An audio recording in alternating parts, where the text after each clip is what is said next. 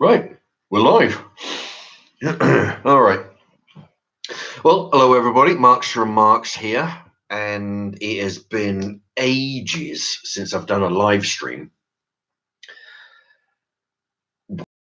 because I've been started a new job. You see, a month ago, and the hours that I'm working, it's really difficult to try and make some videos. Because I'm doing a 2 till 10, you see, so it's difficult to make videos before because I need at least an hour, an hour and a half plus to make a video, to cook the dinner, film it, and all the rest of that stuff. And then afterwards, I finish at 10, but I don't get home till 11:30 because I've got to get 2 buses.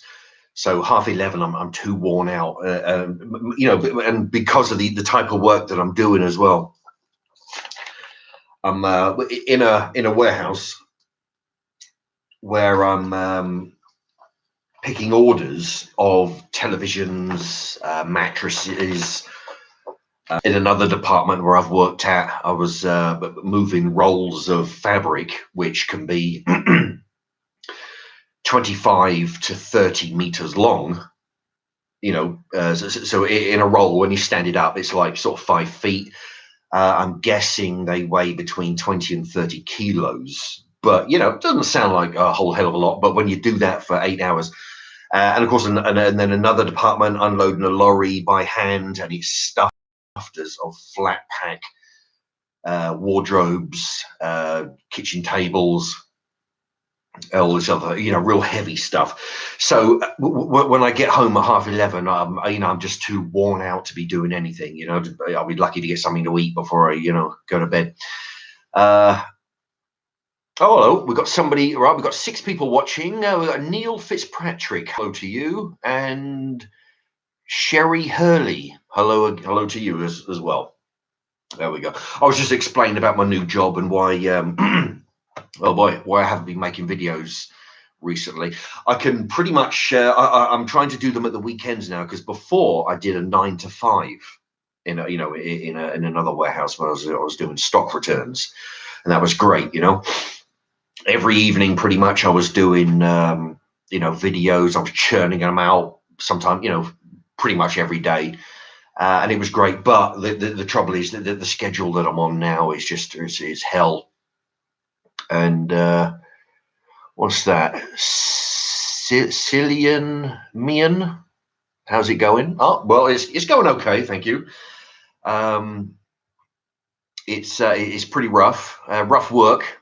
Gray Rothwell, Mark, good to see you back. Hello. Oh, hello to you. And Harrison Reed. Hello to you, Harrison Reed.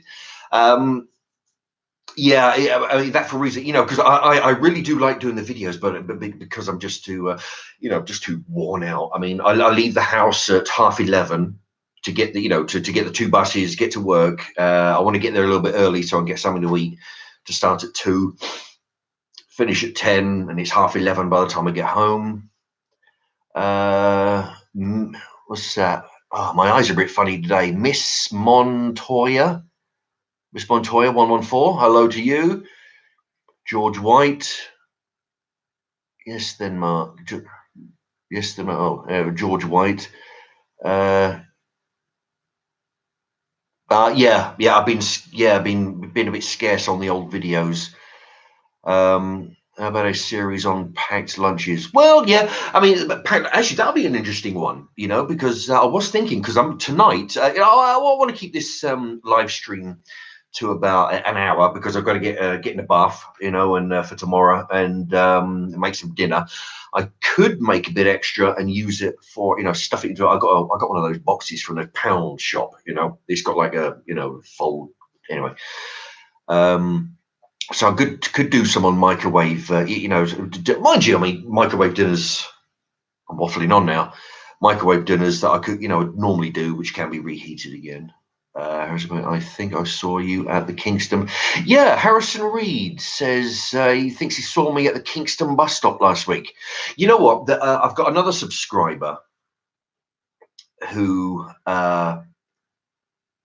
says her husband saw me Joanna Butler says her husband saw me on the bus, because it's true. Sometimes I'll get a bus straight from the city centre to work. Sometimes I'll get one jump out of Kingston, nip into McDonald's, fanny around on their, McDonald's got those little games for kids. You can, play solitaire and stuff, play on them while I'm waiting on the bus. So yeah, I mean, if you do see me, 'cause I've had people before. I worked with a guy and he says, "Oh, my wife and daughter saw you at the market buying some apples and stuff, and they were going to say hello." But if you see me on the bus, say, "Oh, are you you Marks and Marks?" Say hello if you like.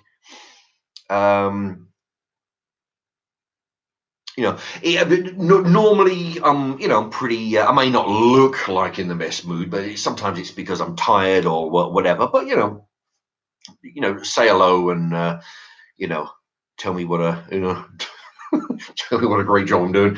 But no, you just say hello. That's fine. Hello, somebody with a FMC repair march. Long time no see. Yeah, yeah. A lot of people apparently been missing the live streams. Yeah, but it's mainly at the weekends I can make videos and anyway. But yeah, I've got it. Oh, actually, look at that! I've got 18 people watching. Right, I'll tell you what, because I've got a couple of stories to tell you. Two of them involving buses. I've got a list of people who need to be well. I was going to say exterminated. I don't want to get myself in trouble. They need to be killed, but definitely people who need the government to ship them off to another country, onto the Falkland Islands or somewhere away from us. I've got a list of those people, so I'll come to that.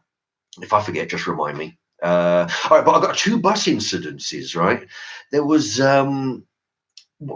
last week or so, I was on the way to work on the bus, and I had to leap out to make an appointment down at the docks for the weekend.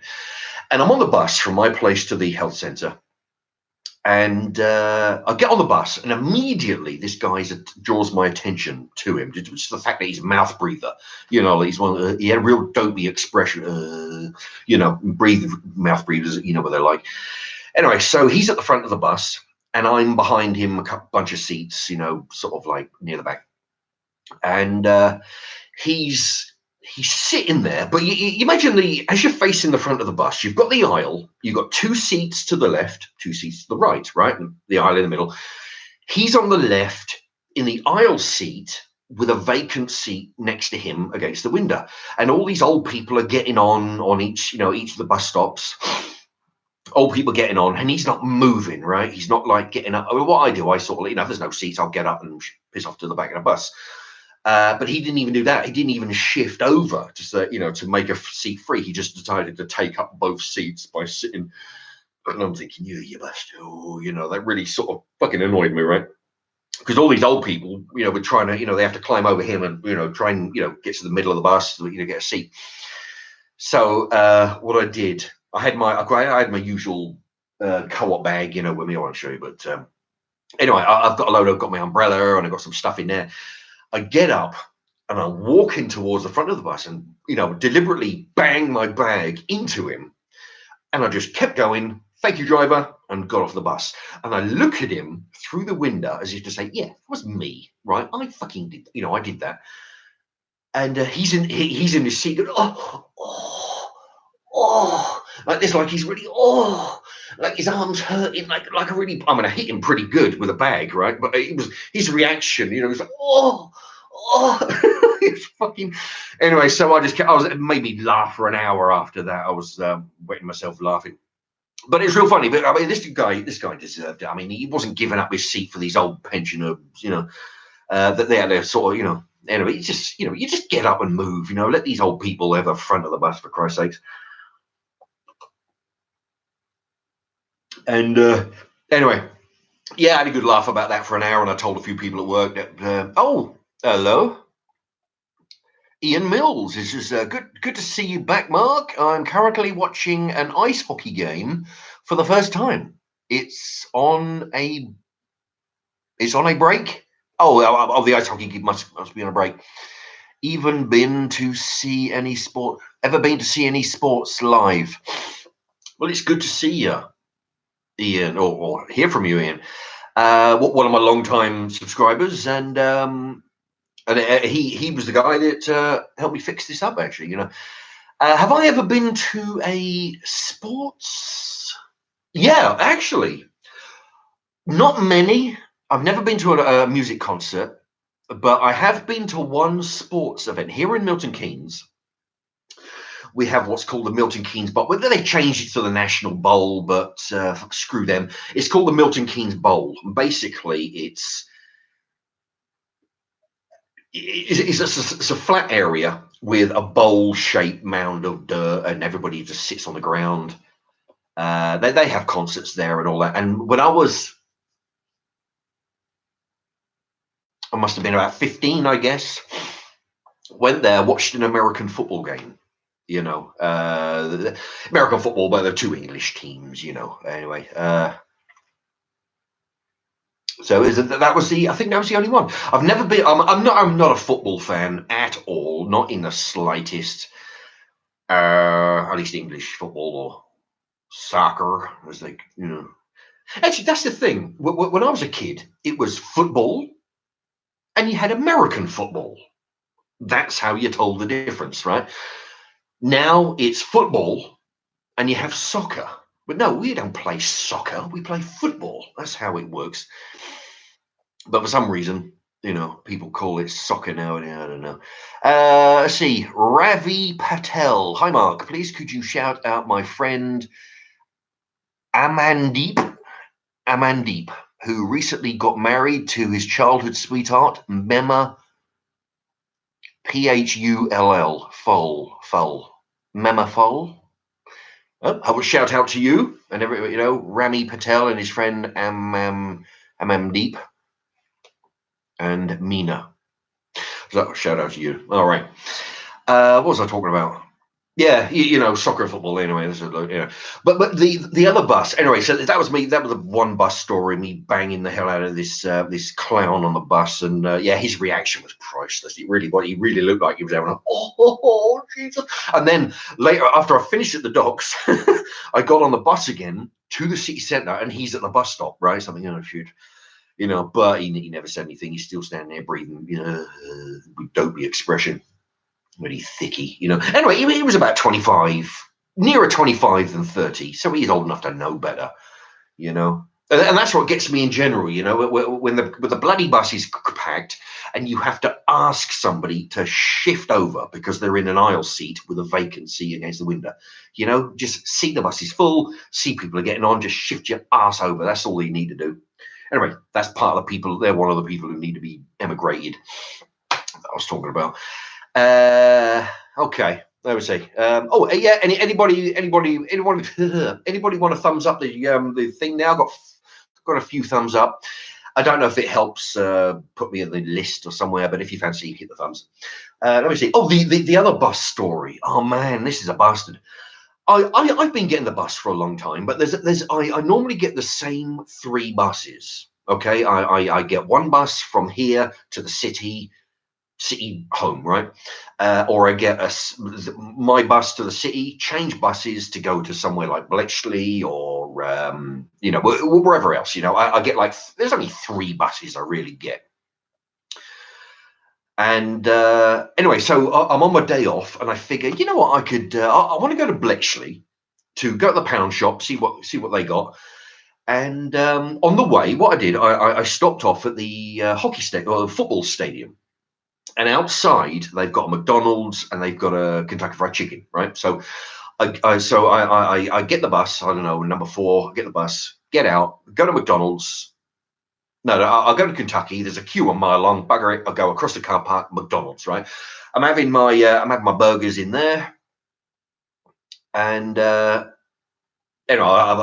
was going to digress there because when you go in and they say, "Oh, do you want any sauces with your burger and chips?" You say, yeah, okay, yeah, sure. What do you want? And I don't know. I don't know what sauces. Just show me what's on offer. Put a few on the thing. Don't ask me I don't know what sauces you got, but they always ask you, what sauces do you want? Okay, I don't know. Okay, give me a mixture. I'm an adult. Just give me, Anyway, I digress. Right, so I'm finishing that. I get across the road to the same bus stop that I just leaked out of, and within 5-10 minutes, the bus comes. Right, number 6. Because what I want to do is get from the hockey stadium to Bletchley bus stop, and I can get into the town and have a look at the pound shop. So the number 6 comes along. Get on, right? Show my bus pass, and away we go. And I figure, right, Bletchley bus stop is only 5 minutes away, or Bletchley coach station is only 5 minutes away. We're driving along, actually, and that was the other thing as well. I'm looking down, going through my bag, and the girl after me gets on. She says to the driver, "Are you going to Bletchley bus station?" I didn't hear the answer, but she got on and stayed on the bus. So I figured, must be going to Bletchley bus station. We drive down the road, and we're not going to Bletchley bus station. We get onto the dual carriageway, right? And I'm thinking, well, okay, maybe I got on the wrong bus, because sometimes it's been known for the buses to go from Bletchley to central Milton Keynes via the dual carriageway, because it's just a straight road. They don't have to go all over the hill. So I figured, okay, what's the worst that could happen? I just end up back at the city centre and I can get home from there. So we carry on the dual carriageway, and I'm looking around. The place is full of old people, and nobody seems bothered about us on the dual carriageway. So it must be good. And we're travelling, and then after must be 30, 45 minutes, we end up. I see a sign that we're entering Leighton Buzzard. Right, so I would now. This is we start. I got on the bus at Bletchley. Now, a week later, I'm on the other side of Milton Keynes, and I see a sign for Leighton Buzzard, which was 11 miles to get onto the dual carriageway. Is 11 miles. So if you add 11 miles from where I was, and I was at the other end last week, so you can add on 4 miles to that. So we must have travelled, I don't know, 15 miles, right, to Leighton Buzzard. So we carry on, and I'm thinking, oh shit, all right. The bus is, because it's an arrival bus, so it's gonna turn around and go back, and what's the worst? I'll lose an hour or two. A little while later, and it was an hour and 15 when then we pulled up into Dunstable fucking bus depot, right? An hour and 15, and everybody gets off the bus at this point, and I'm the only one on it. So I go up to the driver and said, "Listen, when are we going back to Bletchley?" He said, "Oh no, we're not going to Bletchley. This is it." And I told him I'd be sitting like a twat back there, for an hour and 15 waiting for it. He said, no. What you need to do is see that bus stop, cross over the road there, because there's like, there's like 15 bus stops, because it's at the depot. Right, you need to get over there. That'll take you back to me. I go, oh, fuck me. So I get off, go over. I get on, I'm waiting on the bus. I'm waiting there 10 minutes. The bus shows up, so I've been waiting an hour and 15 on the bus to get to bloody Leighton Buzzard, then Dunstable. Now I'm 10, 15 minutes at the bus stop, waiting on my bus. The bus shows up. I say to him, right, I want to make absolutely sure you're going to Bletchley, right? Yep, we are. Okay, pull out my ticket, my monthly ticket, I paid £55 for. Show him that. He says, that's no good. You can't use that here. Oh, fuck me. What it was, because I used my ticket because I got on at Milton Keynes. This ticket only covers me in Milton Keynes. Now I'm in Bedford, Dunstable. I'm in Dunstable. My ticket's no good because my ticket's only good in Milton Keynes. So I had to pay him £5.20 to get from Dunstable another hour and 15 minutes back to Milton Keynes shopping centre. And then I got off, got my regular bus from the city centre to my house. So that was like, because it was like 2 o'clock in the afternoon when I got on the bus in the first place. An hour and 15, waiting 10, 20 minutes, another hour and 15. It was gone 5 o'clock by the time I got back to Milton Keynes. Oh, Christ, it was, oh man. So I spent 3 hours, I was starting to get sick. I was 3 hours on a bus, starting to get sick. And anyway, I'm sorry, I'm missing all the, Jacob Scott, hello to you. I'm missing all the Oh yeah, Joel D. Wilson. This guy waffles. Well, yeah, it is true. I do waffle on. I'll get onto a subject and I'll just waffle for 20 minutes. That's how it works, you know. Because anyway, I'll try and make it as interesting as I can. But I'm just telling you, you know, what happens. Always baked 420, full of rage. Actually, no, I'm not. Actually, normally, yes. Normally, you'd be right, but. In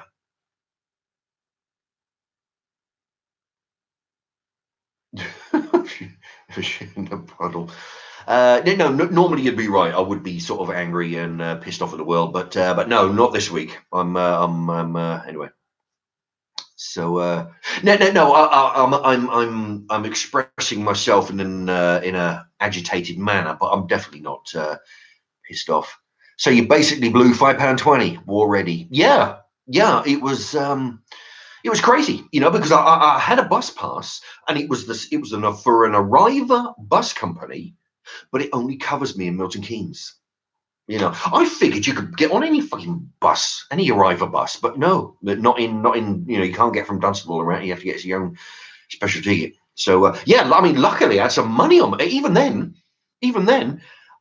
I thought, oh shit. So I got off because there was a couple of people behind me. Let them on, sort myself out. Got myself a tenner in my wallet. Luckily, I had some money because otherwise it'd take me 20 odd minutes to find an ATM. I'm in the town, never been before. Well, not in a long time. Anyway, so I gave him a tenner. I said, oh, no. So I had to go digging in my bag for 20 pence to give him £10.20 so I could get a fiver back. It was, you know, I don't know what I would have done if I didn't have any money. I would have just have to get on a bus and say, screw you, I'm not leaving, you know.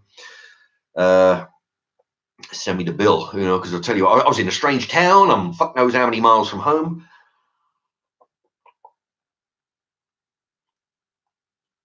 Anyway, so we won't be making that mistake again.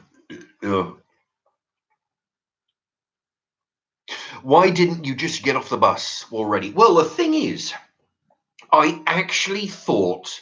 I mean, the thing is, we're driving down the dual carriageway, right? So we're doing 5 miles before I realised. Well, you know, because you go on a Bletchley, you can get a bus that will go down the dual carriageway and turn off at the Milton Keynes train station. That's got to be a good 5 miles. So we're driving along, and I'm thinking, well, we just turn it. But by the time I figured that we're not, we just keep on going. And the thing is, I didn't know where I was. You know, I mean, we drove Christ knows for how long until we got to Leighton Buzzard. And I'm thinking, right, what I'll do, instead of getting off and, I'll just stay on and the bus will just do a U-turn and go back to where it came from, literally. Then it ended up in Dunstable. And I'm thinking, well, all right, now we're in Dunstable. It's got to do a U-turn. So I figured, the lesser of two evils. I either get off the bus and try and get a different bus home, or I stay on the bus and it'll just do a U-turn. It didn't do either, And that was the thing, because I figured all the buses, they just do a big circle. Most of the buses that I go on 3, and but they all do a big circle. That's all they do all day, just do a big circle.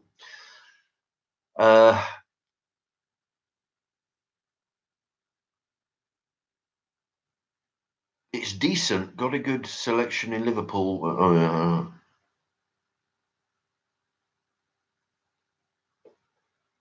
Ruth revealed. Oh, Truth revealed. I like your Gucci shirt. Oh, thank you. Actually, well, it's not Gucci, but I don't know if you can. I don't know what it is. I got this from the charity shop. Actually, £3.50. Can you believe that? A bit of a bargain. Yeah, I do like this shirt. Actually, it's kind of thin. So it's not too hot. But it's warm enough to keep you warm. It's I'll tell you what, you get some good bargains down at the charity shop. All my shirts, I get from the charity shop. £3.50.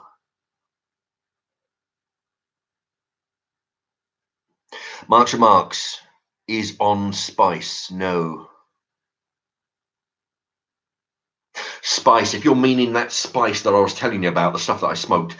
Oh man, no, I haven't gone anywhere near that. I learned my lesson there. Yeah, that's the trouble. They call it spice. What it is, it's lawn cuttings with THC sprinkled on it.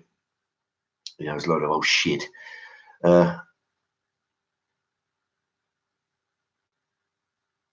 Always baked 420 junkie. Well, no. I mean, when I was younger, I smoked. Anyway, look. Uh, okay, Mark bought some spice when he went. Yeah, already. Mark bought spice when he went to buy weed. Yeah. I mean, I called up an old work colleague of mine. He put me on to this guy who sold some weed. Met up with him, and he's telling me about. He said, "Oh, we got some spice." And I thought, yeah, what do I know? It's been 20 years since I smoked it, right? So I thought, yeah, spice. What the fuck? So I ended up buying it. I must admit, it looked a bit weird in the packet, in a bag, but I thought, well, it's been 20 years. You know, I get home, smoke it, nothing. Smoke some more, nothing. I'm choking up. Kept on, because I've got this bong over there. Anyway, and man, I'm coughing like crazy. And I looked on the internet, found out about spice, and yeah, that's what it is. It's basically lawn cuttings that they put THC, the ingredients.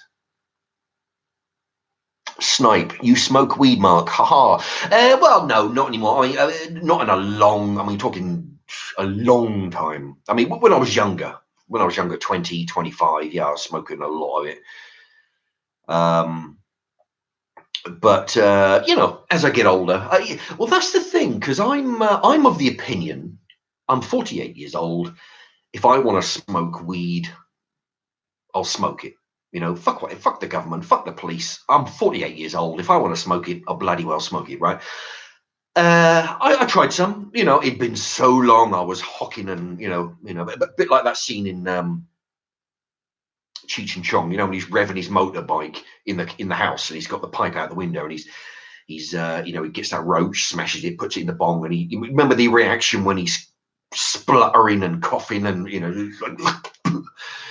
that was me anyway. But if I there's I've got nothing against it. If you're of age and you're I mean, who are the government to tell you what to do? If you're a grown adult, do what you like.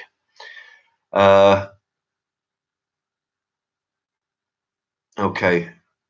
Spice is extremely strong, says Already. Well, no, spice is shite. At least the stuff I had, the guy called it spice. And I'm thinking, well, it must be a new strain. But no, I'm swear to Christ, it was fucking grass. It was hedgerows and shit. It was, you dragged it out of the lawnmower and put it in a packet,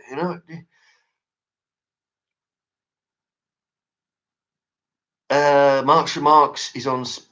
Hello, who's that? Somebody's put their username as Mark's Remarks is on Spice. Do you put the bong in your bum and take it? Jesus.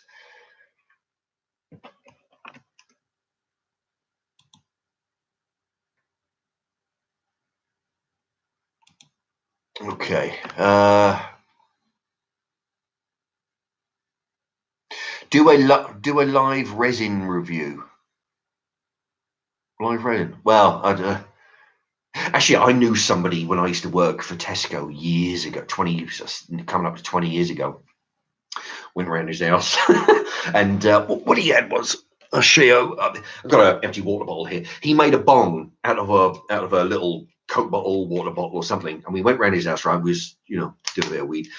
And what he done, he made a bong out of this, and he'd been using it for so long that the inside of the bottle was black. Because that's imagine all the smoke goes in the bong, and then you inhale it.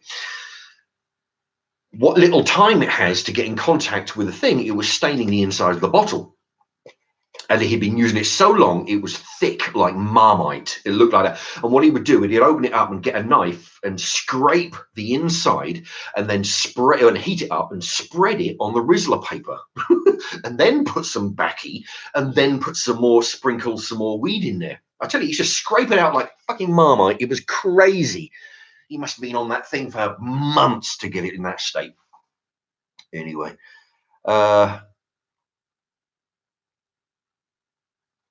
yeah. Actually, let me go down there. Miss Montoya, fucking Miss Montoya 114. Mark, They don't normally ask what sauce you want in McD's. They normally make you beg as if it's coming out of their wages. Yeah. Sorry, I'm watching it a bit behind now because I had to pause it to put my washing in. Yeah, you're right. You know, I mean, what the fuck, right? I've actually said, I mean, they're like that at Burger King as well. You get your dinner and they say, yeah, would you want any sauce for that? And you're thinking, yeah, I mean, yeah, okay. Then they ask, what sauce do you want? Look, and sometimes I say, look, just give me a selection, okay? Just often, I mean, when I went to the McDonald's, after I said, look, I don't know what sauces you have. Like, never mind, right? I'll just take just get right. I'll make do without. And she's going, oh, okay, yeah, no, but if I'm working behind, I mean, I've worked at Burger King, right? But I was never on the counter. You don't treat people like children. It's like in the chippy, the local chip shop, when they say, do you want salt and vinegar? Sometimes I say, yeah, well, put it on the counter. If you see me using it, you'll have your answer. What the fuck? And if I was working at Burger King, McDonald's, I'd say, hand them the food, say, oh, you know what, right, here's a selection of sauces on the counter. Choose what you like. There you go. And whatever they don't take, put them to the side, wait for the next guy. Just don't make them. And then you've got to see, because the thing is, if you ask them, well, what sauces do you have, for Christ's sake?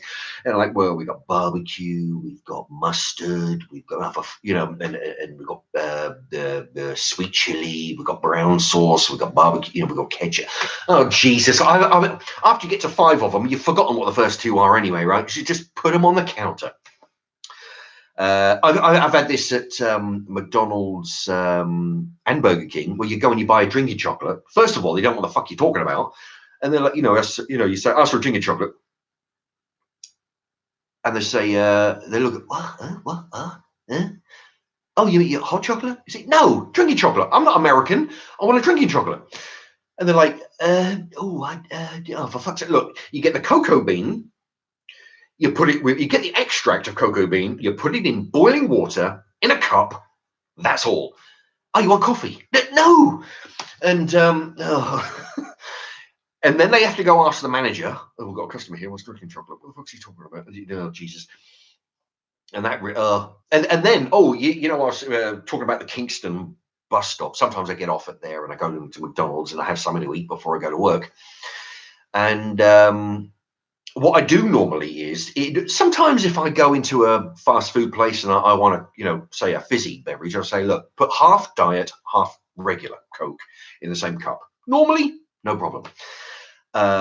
You go in, and you can actually do this. You can go in, I do it all the time. You can say to them, right, I'd like a milkshake and I would like banana and chocolate in the same cup. Right? And, 9 times out of 10, they won't give any shit. They might ask the manager, can we do this? Because, but no, they won't give any bother. I've had banana and chocolate. I've had vanilla and chocolate. You can do anything you like. You can have strawberry and vanilla. You can mix the flavors if you want, And in this Kingston place, I had this kid. First of all, I said to him, look, can you give me a vanilla and chocolate in the same cup? He goes, oh, we can't do that. Look, straight off the bat, no, we can't do that. I said, of course you can. No, we can't. And I said, look, I've had this, right, they do it all the time at the other McDonald's, just go ask somebody. So he goes and asks the manager. Of course, the manager says, yes, do it for him, for Christ's sake, stop bothering me. So he goes and does it, right? A few days later, I'm back in. I'm trying to get I want to get a couple of cheeseburgers. So and there's this old woman on the counter, right? She must have been 50, 55, old enough to know better. And I say to her, right, I'd like a banana and chocolate milkshake. And she says, no, we can't do that. And I'd like 2 cheeseburgers. I'm just ignoring her at this point. 2 cheeseburgers. She's no, we can't do that. And I say, well, you're the only one that's ever said no, because all the others, I'll ask the manager. So she asked the manager, he comes back, okay, we can do it. And I said, look, don't ever tell the customer no. Just because you don't want to do it, don't tell the customer no. If you don't know, ask the manager. She said, oh, that's what I did. No, you only asked the manager when I pushed you and said, well, that's what I want, and everybody else is managing to do it. And she got a bit arsy. She said, well, do you want this or not? You know, like this.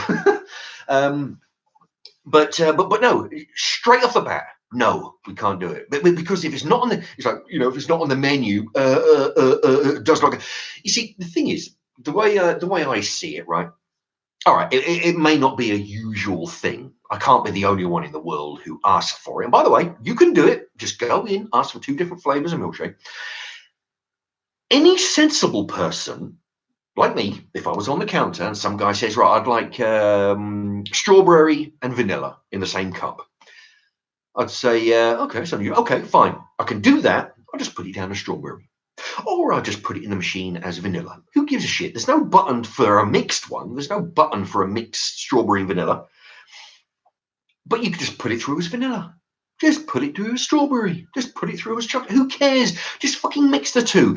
You're a grown adult, especially this woman. She was like 55, 60 or something. This kid, it was a dozy kid. He was about 17. You don't ask the manager for some simple thing. You make an executive decision. You know, I've gone into McDonald's and I've gone in with my own little cup and I've said to them, all right, listen, give me a couple of fish fillets. You know that sauce? I think it's tartar sauce. Put it in this little tub so I can dunk my chips in it. They need permission from the manager to do a simple thing. It's incredible. It's like when they go for the interview.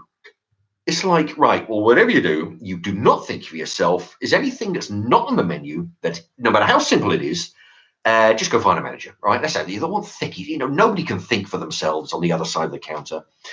It's just a simple thing. Just put something in the jar, in the little tub. Mix 2 milkshakes together. All right. But no, they get the dumbest of the fucking dumb.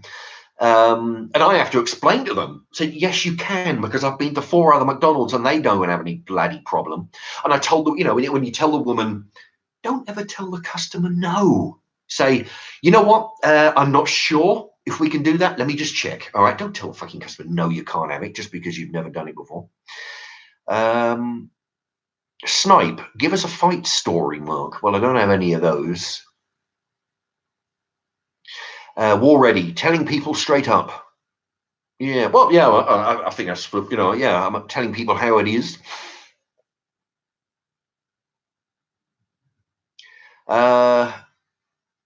George White, Mark's legendary. Well, thank you very much. And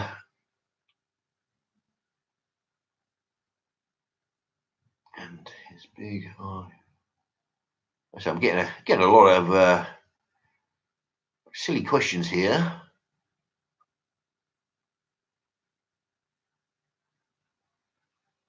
Oh, okay. War ready. What's your favourite item in McDonald's? I would have to say the fish fillet. Oh, that reminds me of something else that happened a couple of months back. I had a bus ticket, and on the back of the bus tickets, they're promoting a McDonald's. You get like a Big Mac and chips, or fish fillet and chips, or a chicken sandwich and chips for like $1.99. I go in with a voucher and I say, yeah, listen, give me a Big Mac and the other one, because they've got two little vouchers. And the other one, I'll take one of those chicken burgers. She had absolutely no idea what I was talking about. It was I asked for a chicken burger, and it was what was it called? It was called a chicken. It wasn't a chicken burger. It was a chicken. Oh shit! I can't even remember. You know what? Actually, give me a sec. I've got them here. Yeah, I have a bulldog clip with depending on whether it's Burger King or McDonald's. Yeah, I asked for a chicken burger. She had no clue. It's called a chicken sandwich. You know, that's how thick they are. They couldn't say chicken burger, chicken sandwich. Ah, yeah. No, she honestly, she didn't know what the Christ I was talking about. So of course that pissed me off. And anyway, so as I'll just anyway. Mark, take a hit of the bong. Who's that from? Joel D. Wilson. Wow, no. I mean, I don't really sort of do that anymore. You know. Yeah, but I mean, what was the last time must have been 6 months ago. Yeah. And it was kind of a strange feeling because when I was young, I used to like it, and it used to, sort of like make me into a zombie. I wasn't one of these people who could get high and then go out and function. I would just have to. I would smoke it and then just fucking veg out and just be a zombie for a few hours. Uh, but that's. I mean, I know people can go out and do all kinds. Act normally. But that's not me. I don't know. I can't say I'll never do it again. Yeah, probably will. But I'm in no big hurry. I prefer vodka nowadays, although I haven't drank vodka for a couple of months. Um, but oh yeah, always baked 420. The way he said fillet.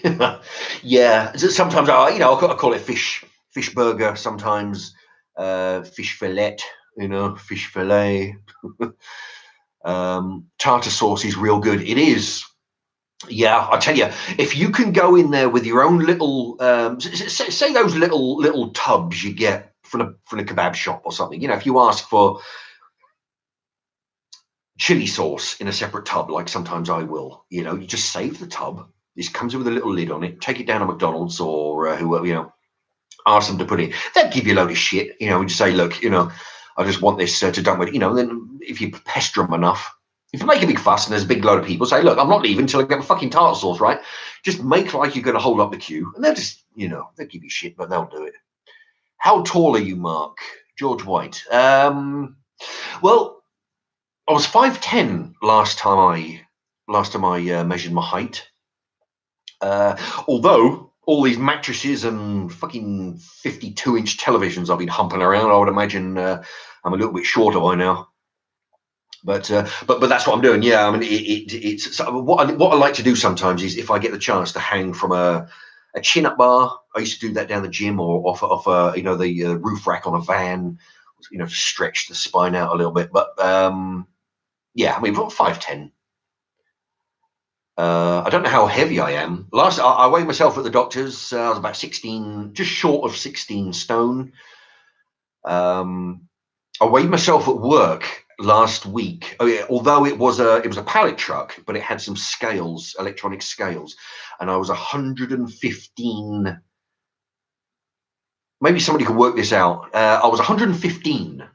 Okay, I don't know whether that's pounds or kilos, but it was 115. So maybe somebody can work that out and let me know.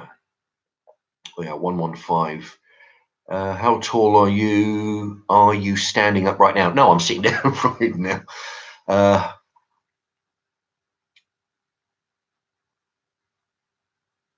Snipe. Yeah, Snipe says, yeah, if I smoke, I usually go school after. I'll tell you. Well, I there was only one time in my life that I got stoned and then went to work. That was when I was at Tesco 20 odd years ago. And I tell you what, I was in slow motion for the first half of the shift. I just couldn't get fuck all done. It was just like like, oh, everything was at half speed.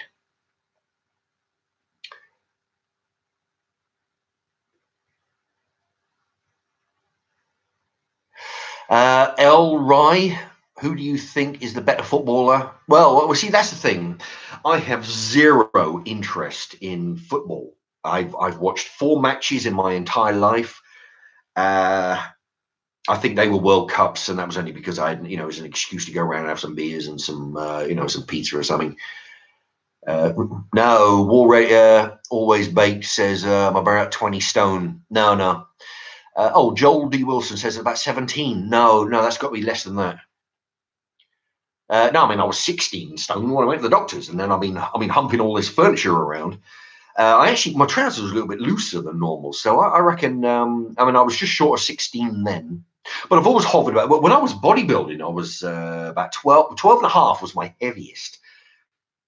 That was when I was 25 years old, and I was like solid muscle.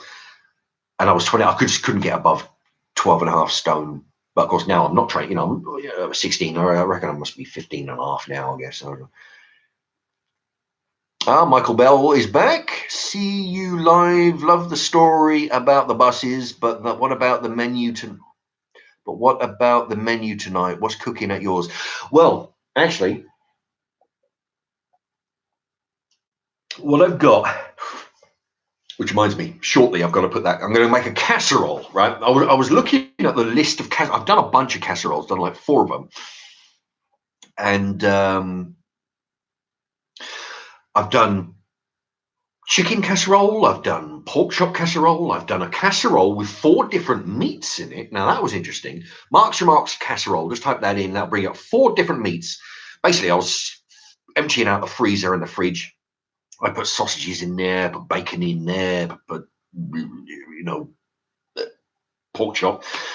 4 different meats, but I haven't done a beef one, right? So what I figure is I'm going to tonight. I've got a pack of beef chunks, which a couple of weeks ago I bought like 4 or 5 packets. They're in the freezer from £4 down to £1.15, 115, because they're on the date of expiry. As you've seen by a lot of my videos, I buy everything on expiry date and then throw it all in the freezer.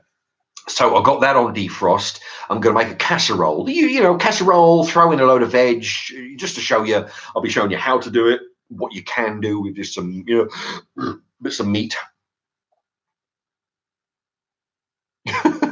Pablo says 115 kilos is 18 point something stone. No, it won't be that. It must be pounds then. 115 pounds.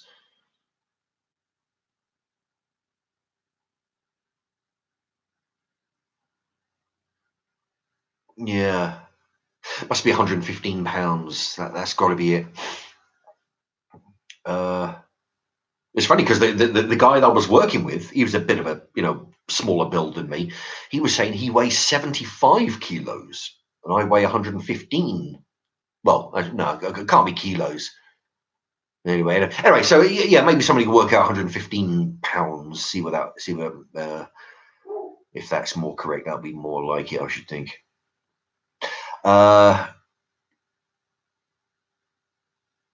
Always paid.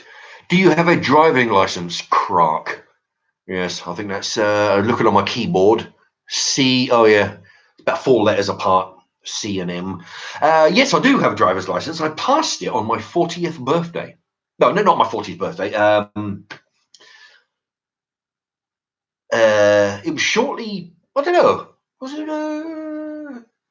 It was around. Well, I was 40 anyway. I was 40. I think I was like 40 years and 10 days old or something. I think.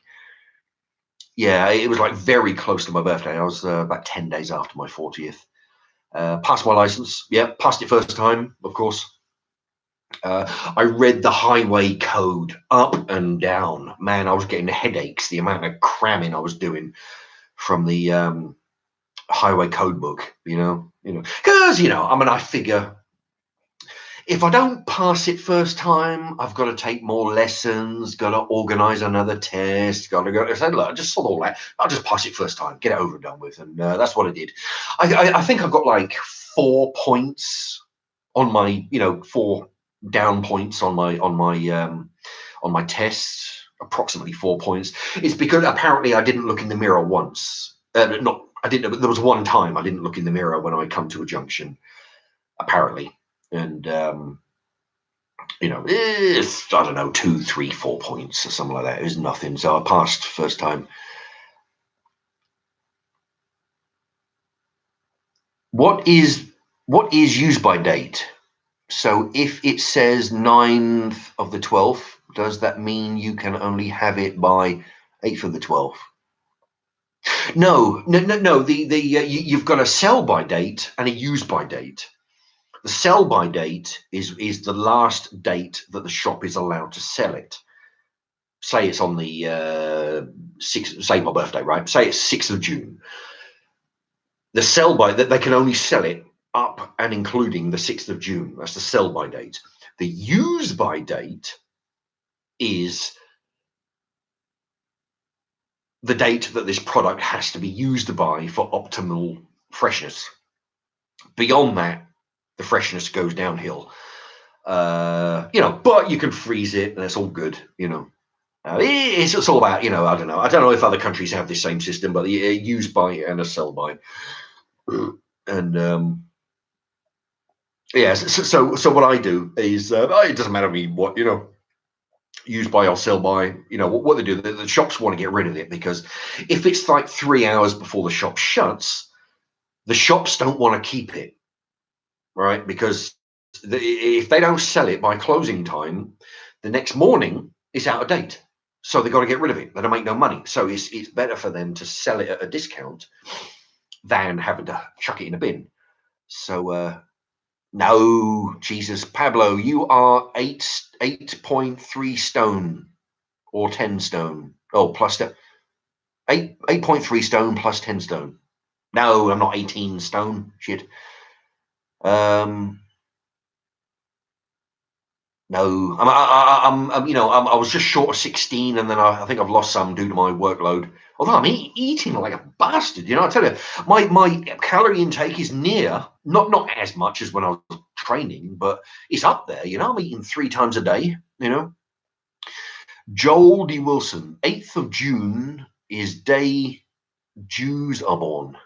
I don't know. Well, anyway, but I was born 6th of June.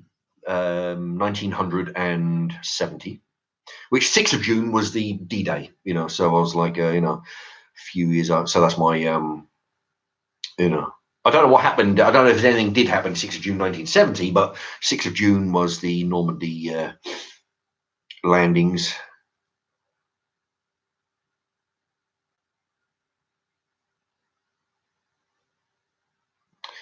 Right. You know what? I'm tempted, yeah, because you're always baked is getting a bit leery there. I'm tempted to, I'm not going to buy you just yet, but you've been putting a load of awkward questions in there. All right, yeah,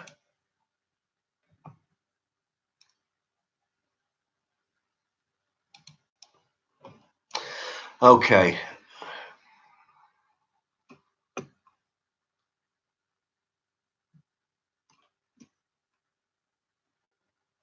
Joel D. Wilson's in danger of getting blocked as well. I'll give him a chance though. Always baked message, yeah. All right, Joel D. Wilson, you get one more try. What age did you stop weighing? Oh, George White, what age did you stop weight training? I was about 25. I was training from the age of approximately 23 to 25. I was sorry,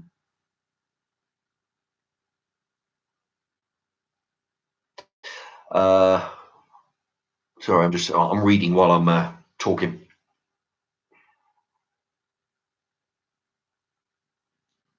Okay, yeah, no, I'll get on back on subject. So I'm reading because I've had a few awkward comments there, and I'm just reading. What age did I drop? Well, I was training from the age of 23 to approximately 25, and I was really solid into training. I mean, I smoked at that time, but that that didn't really sort of hamper me too much, as long as I didn't have a cigarette at least an hour before training. I went from approximately 10 stone up to 12 and a half stone in in that 2 year or so time bracket. But you see, but that's the thing. You don't constantly gain weight. You can eat and eat and eat and train, but imagine you eat, but then to gain in and you gain weight, and then you train. I mean, you drop weight. So you might say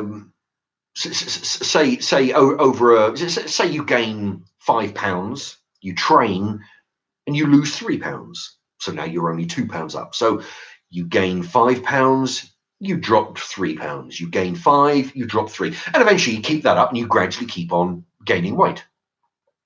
And I kept that going. I mean, I was cramming it down, Fuck me. I was eating a good 5, 6 times. I mean, not huge meals, not like the kind of meals that I could whip up in the kitchen for the videos. They were slightly smaller, but I was eating 6 times a day. Sometimes it would be a whole bunch of tuna sandwiches. Sometimes it'd be and the next meal, I was eating every 2, 3 hours. I'd have a can of beans, throw in a can of tuna. That'd be one meal. And in the evening, I would have a big bowl of pasta. 2 hours after that, I would have that milkshake. I've made a milkshake. I'm going to do another one, actually. I would have a pint and a half of milk, 2 or 3 bananas, 6 eggs, some ice cream to kill the flavor, and then some carbo or protein powder in there as well. Mush that up in the blender. That 1.5 pints would make a good 2.5 pints of milkshake. And I'll admit sometimes I'm gonna have a throw up on it, but I'd have to drink it over the sink just in case, because it would be take some cramming down to get that much food, get that much milkshake. I mean, it was thick milkshake. And of course, sometimes out of a 2.5 milkshake, sometimes I would have to add another half a pint just to make it thin enough to drink.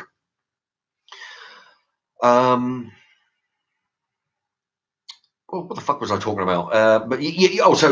So that's what I was doing between the age of 20, whoever that was, asking that question.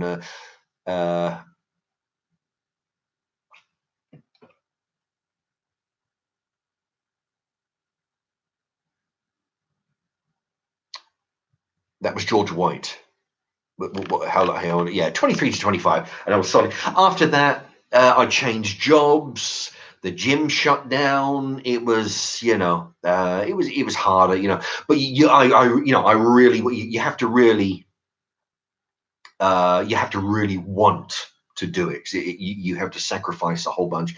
I never ate kebabs. Once a month I'd have a kebab or pizza, and then I feel really, fucking bad about it. So I'd have to go down to the gym and work that off. And virtually never drank any booze or anything.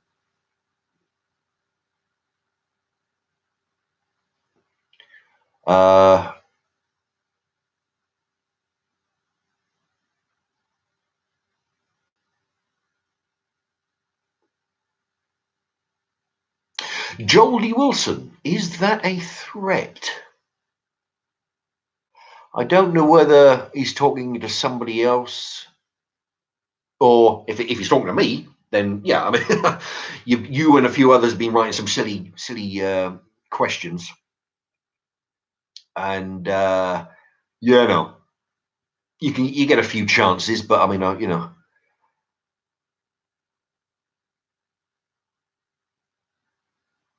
But yeah, I mean, people can write pretty much what they want, but if they get sort of a bit daft, and then no, they're just Joanna Butler's in the house. Good evening to you. Yeah, I mentioned you earlier, actually, Joanna. It was about somebody said that they saw me at Kingston bus stop, and I mentioned that that person and your husband has seen me on the bus, and I was saying, anybody recognizes me on the bus, or then say hello. If we'll have a quick chat while the bus is going. Yeah, I mean, if I don't look as if I'm interested, I'm interested in meeting, the fans of the show, but sometimes I may be a bit tired. So, but I'll still chat with you. It's all good. Sometimes I, because I've been passing the word at work. I say to people, look, here's my channel. Some people write, and but no, I say to them, I say to people at work, say, look.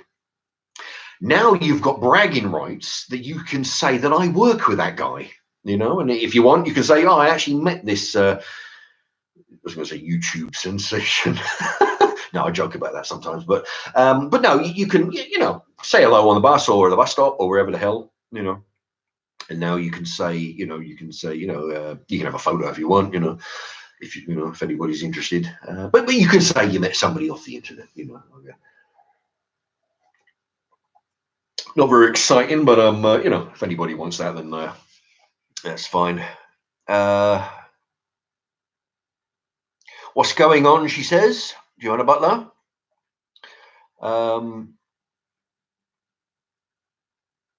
Yeah, well, not a lot. I was just, I was saying earlier about my, my work schedule now. Schedule or schedule, I don't know. Yeah, I'm doing a 2 to 10, and it's difficult to make videos at the beginning. And by the time I get home, it takes an hour and a half to get home. It's 11:30. It's a bit in depth. It's a bit too late to be making an hour and a half dinner. I might be able to whip up say an interesting sandwich, perhaps, or something. Uh, Truth revealed. Yeah, Mark, you work at a warehouse. Yeah, I work at a warehouse which handles televisions. Let me tell you, they got some big bastards over there. I'll tell you, they got everything from I don't know what they got, like, I think what 42. 42 is at the lower end.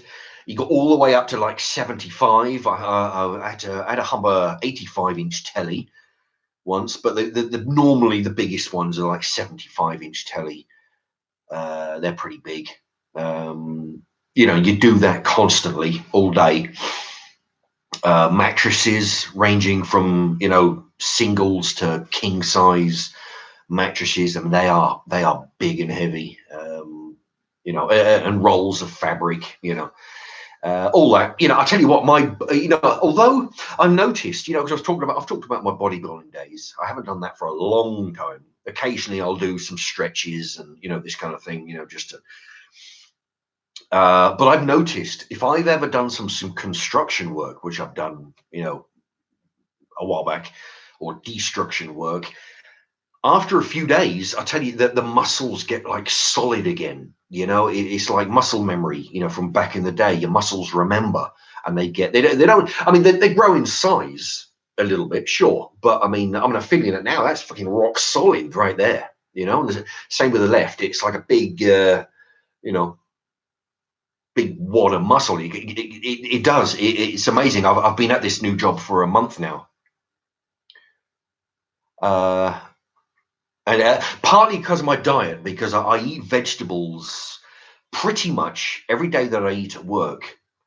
I always, with the exception of one or two meals, I always try and get some, veg on there. And during the Christmas time, they're giving away free fruit and that, so I eat a couple of oranges or tangerines a day. Pablo, Mark, in my eyes, you are a YouTube sensation. Well, well, thank you so much. I'm doing what I can with what I got, I guess. Lewis Bell says hi. WB, are you forklift trained? Well, that's the thing. I did get a license when I was 16. This is when the YTS was around, youth training scheme. Basically, it was like slave labor for youths. I got a license when I was on there, and it served me quite well for a few years. You got into a job, because back then, if you had a forklift license, you were a valuable commodity. You go in with a job and say, right, Mr. Employer, I've got a forklift license, reach truck license, all this kind of shit. It was an advantage. Now everybody's got them. The thing is, I've got a proper government issued forklift license, counterbalance. I've got an in-house reach truck. I've got an in-house cherry picker, which is basically a cab which takes you up on like a concertina, takes you up and you're picking from high levels. I've got one of those. I've got various picking trucks. I've been driving those, a miniature, you imagine, I don't know what they call lollops and something else. One of them's a picking truck, and the other one is like a miniature reach truck. You basically sit sideways. The controls are everything are the same, except it doesn't reach, and that it's just like I've got all those, but most of them are in-house. White Van Man, I have to deliver Emma mattresses. I think that's a misspelled word there. And collect the old mattresses. And boy, are they bloody heavy. Yeah. Well, actually, they're huge ones. And also, the thing is, this company that I'm with, on the agency, but I'm with them for a while. what they do, they'll do a thing where they deliver your new mattress, and for a price, they'll take your old ones. And back at the factory, they're known as stinkies, and or this kind of thing. That's what they call the old manky mattresses. They call them stinkies. Yeah, go down a stinky department and pick up a that's what they call them. WB, you got a lot of abbreviations there. Why you're right, even I've been bendy trained. Yeah, I don't know what that means. There's a lot of abbreviation there. I can't. Yeah, Pablo, you're right. I mean, mind you, see, the thing is, they're worth shit. You can't take them anywhere else, which is true. You can only use them in the place where you've got the in-house thing. But on the advantage is, even though it's not worth anything anywhere else, you can say to your next employer, I have spent a year in my last thing. They put me through the in-house reach truck, in-house cherry picker, in-house forklift. So it shows that I'm not some idiot who just walked in off the street. They trained me. I am capable, and I was doing on-the-job work with that truck. So that's an advantage that you can take to a future employer. It shows that you're not an idiot and that you can learn and drive how to drive a new truck.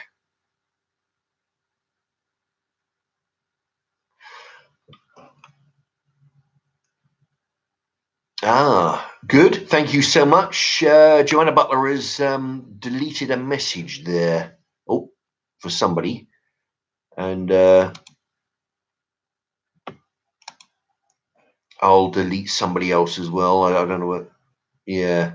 Yeah, she's on the ball there. Yeah, I mean, I tell you do get to see a few silly sods.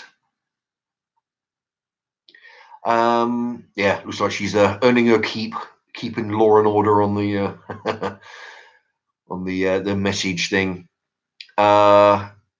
Snip, do you watch Blue Van Man on YouTube? I don't know. I've heard of Blue Van Man or Blue Van 999 or something. I don't really. Yeah. Oh, there he is. What White Van Man 99 is what I was thinking of. I think I've seen a couple of his videos a while back. He says, by the way, White Van Man 999. The old mattresses do smell, and when they're left outside to collect, and it's not raining, they're even heavier. Yeah, I can imagine. You get a bunch of loads of pints of water worth of rain on them. They're heavy as hell, and yeah, I mean they'll rot pretty quick too. I mean, we get that around here. Lazy bastards. Well, occasionally you'll find out the back or somewhere. You'll find a mattress just thrown in the hedge. Doesn't happen often, but it goes to show. You just ring up the council. I used to work with the council doing that on the bins. And they do. You ring them up and say, look, I've got I've had a house clearance. I've got a load of crap on the lawn. I've got an old couch. I've got a wardrobe and all that. Yeah, they'll come round in the van and take it away. That's what you do. You don't just leave it there and hope that they'll find it. You just ring the council up. They'll have a van. Or if you can't be bothered with that, just take it round to the tree, put it next to the tree, and then ring up the council. Yeah, somebody on my street's put a mattress out by the tree. I think you should take it before somebody sets it on fire. Pretend it's not yours. They'll just come around and take it.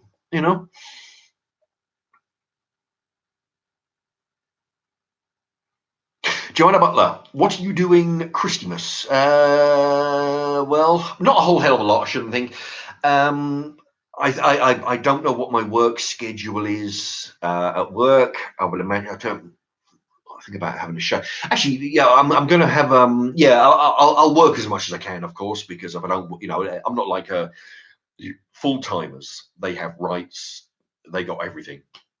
They can have bank holidays off, namely, Christmas time, whatever else, bank holidays. And they'll be reimbursed for it. Whereas on the agency, you don't. So if you don't work, you don't earn. So I'll try and work as often as I can. As for the holiday, I'm too old to give a shit about Christmas anymore. If I had any kids, great, I'd make an effort for them. But I'm 48 years old. To answer somebody else's question, somebody asked me how old I was. I'm 48 years old. the novelty's worn off, you know. If I'm lucky, I can get a day off. If I'm lucky, it'll fall on a weekend, which I'd have the weekend off anyway. Yeah, Joanna Butler says her husband has seen me a few times on the bus. Yep, tell him, just say hello. Say, I'm a big fan. I think you're doing great and all that kind of shit. Just anybody else sees me on the bus. Say hello.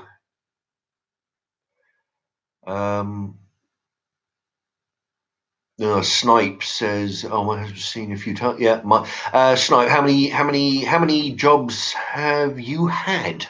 Oh shit, I don't know. I've had loads in my time. Well, that's the thing. I mean, I started working properly, I guess, when I was like 16. I've had a few interesting ones. I mean, I did a week on a boating lake once. You know, when you're in a little cabin and people come up with it. You know, it's like little, like a boating lake, a couple of feet deep. You know, and people go out and row the boats. I did a week on that. That was when I was young. Of course, I owned a business. Not all, pretty, some pretty crummy jobs. I've had a couple of jobs where I've actually liked, but that's the thing, in the working environment, most people are stuck in jobs that they don't like, working with people they don't like. It seems okay in the place that I'm at now. It seems okay because there's nobody out there fucking with you. Like I've told you before about other places where you've got young people who don't like to be, they figure because they've grown up in a society where for some reason adults will cater for their stupid kiddie shit that they Mark didn't look at me. Mark looked at me cross-eyed. Mark said something that I didn't like. Next thing you know, you're getting a report and you have to account for your actions. Fucking sick of that. But this place I'm at, nobody seems to be fucking with you in that way. That we're all adults. Yeah, there's a few young people, but nobody seems to be going out of their way to be messing with people. They've all got their own bullshit going. They're all trying to. I think it's because we're all too fucking tired. We've been humping all these tellies and mattresses around. We're just too tired to be giving a shit about reporting anybody for anything, because that's the thing. When you've got people with too much time on their hands at work, that's when you got trouble, and you've got kids who are 17, 18, who have left school. And of course, now that kids are growing up with safe spaces, for their little idiotic, they're confused about whether they're male or female. They've got some safe space now. They're confused about their sexuality. They've got a safe space now. They leave school, they go into the real world with men who are trying to earn a living. They don't get treated like they used to when they was at schools. And now it's like, oh shit, they're being mean to me. No, we're not being mean to you. We're just treating like you're a regular person. I'm not a fucking stupid bastard who's thinking they're special. I was at the city centre at the bus stop. I was at the bus stop the other day, last week, and I'm waiting on my bus. And I'm watching cars go by in the car park, and I see a van, a big white van, with windows and and it said a safe space for teenagers or something related. It definitely said safe space for the young or for the youths or for the young people. It's a safe space for the young people, like that. And I thought, what? A safe space for the young people? And that's what got me. I'm thinking, my God, because I hear this kind of shit all the time on talk shows and YouTube channels about the young people. They need a safe space because they're feeling hard done by, But you see, that's the trouble. And I'm going to get on a bit of a tangent here, and I'm sorry, I'm going to be missing a load of questions here. But it seems to me like the country's going down the crapper. Because I've watched videos where in America they're actually giving 6-year-olds and below what were the hormone blockers, puberty blockers, So that way, what it does, it puts a halt on their X and Y chromosomes or some shit. So when they get older, they don't develop into male or female. They kind of, it's kind of a mix, but they're giving hormone blockers to fucking 6-year-olds. And of course they're catered, these people are, and then I've seen videos where you've got 8-year-old. I saw a video once, and man, I got all kinds of hate for the comments I was putting on there. There was this like 8-year-old girl in America, of course, anyway, this kid looked like a girl, right? Long hair, makeup, pink lips, all this shit. And she was holding up banners, and she, a bit of paper, she was pulling the bit of paper, and what it was an 8-year-old boy dressed up as a girl, dress, blouse, long hair, makeup, wondering why people are giving he or she a fucking hard time. But see, that's the problem. We cater. Oh no! You're normal. You're not. You're the same. You're the same as everybody else. And you imagine an 8-year-old growing up thinking, "Oh, I can talk any old crap I like. I get all this attention." And then, of course, so they leave school and they've got to go into the real world. Nobody's paying them their attention anymore. Everybody's keeping the fucking distance, keeping the kids away from them and crossing the road. And that's when they feel hard done by. And that's when the problems come in, because that's when they talk about the higher rate of suicidal in cross-gender, people, people who actually change genders, or people who just cross-dress and all this lot. It's because, when you get to an adult, I don't know, anyway. But no, it's getting to be a young thing. So when kids start, apparently you got 5-year-olds telling their parents that, I am a girl, I'm a boy, but I actually feel like I was born in the right. 5-year-olds don't think like this. And once they learn that when they spout this crap, and adults start listening and acting on this bullshit that they're spouting, that they heard on the telly, then they get into their head. Oh, well, maybe I could just make up. And you know what, Mum, I want to dress up in. I'm a boy, but I want to dress up in dresses. Fine, whatever you want. It's just because kids want attention, and once they learn, it's like a baby, like an infant, baby, right? They start crying and wailing, right? But I've heard this on TV shows that if you pander to a several month old baby, go to their obviously make sure they're not going to die or nothing in the but if you pander to their crying, kids kids are stupid, but I mean they learn that if I cry, an adult will come over, with a blanket and a bottle and a little teddy bear, whatever. I'll get some attention by crying. And as they get older, as they get to 5 years old or 6-year-old, 7-year-old, and they say, and they see that homosexuality is perfectly fine, mixed marriages are perfectly fine, boys dressing as girls, boys turning into girls, it's, and boys wearing, once they figure, well, I would like that, and people will notice me, and people saying, yeah, perfectly fine. Not like in the old days, said, no, grow the fuck up, you're a boy, get that dress off, No, you don't have that anymore. People say, no, that's fine. Whatever you want, it's fine. And we'll even have a minibus for you with a safe space for you. No, that's when it all went downhill when we started to have mixed marriage.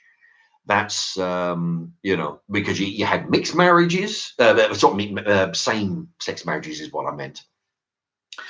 It all went down the crapper when men were marrying men, women were marrying women, and from then they had men marrying men to men being women. It's just a crazy, and what gets me is when you've got a man who's got 3 or 4 kids, and when he's 55 years old, starts wearing dresses and makeup, you owe something to your family to say, no, I'm 55 years old. I've made this is my life now. I'm not going to go fuck it up and fuck their lives up as well. I'm just going to stick. I've made my bed. I'm 55 years of being there. I'm not going to change it now and embarrass everybody into.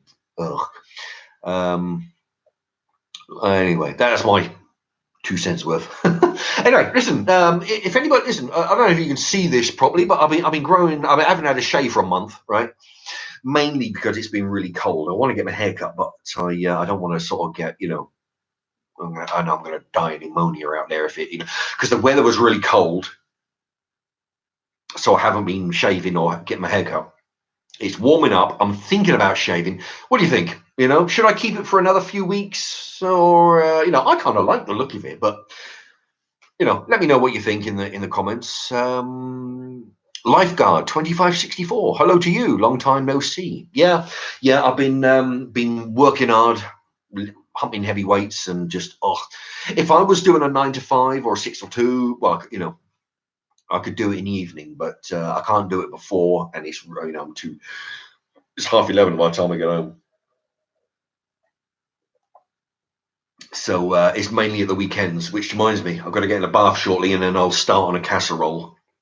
And what I'll do, I'll load the video tonight.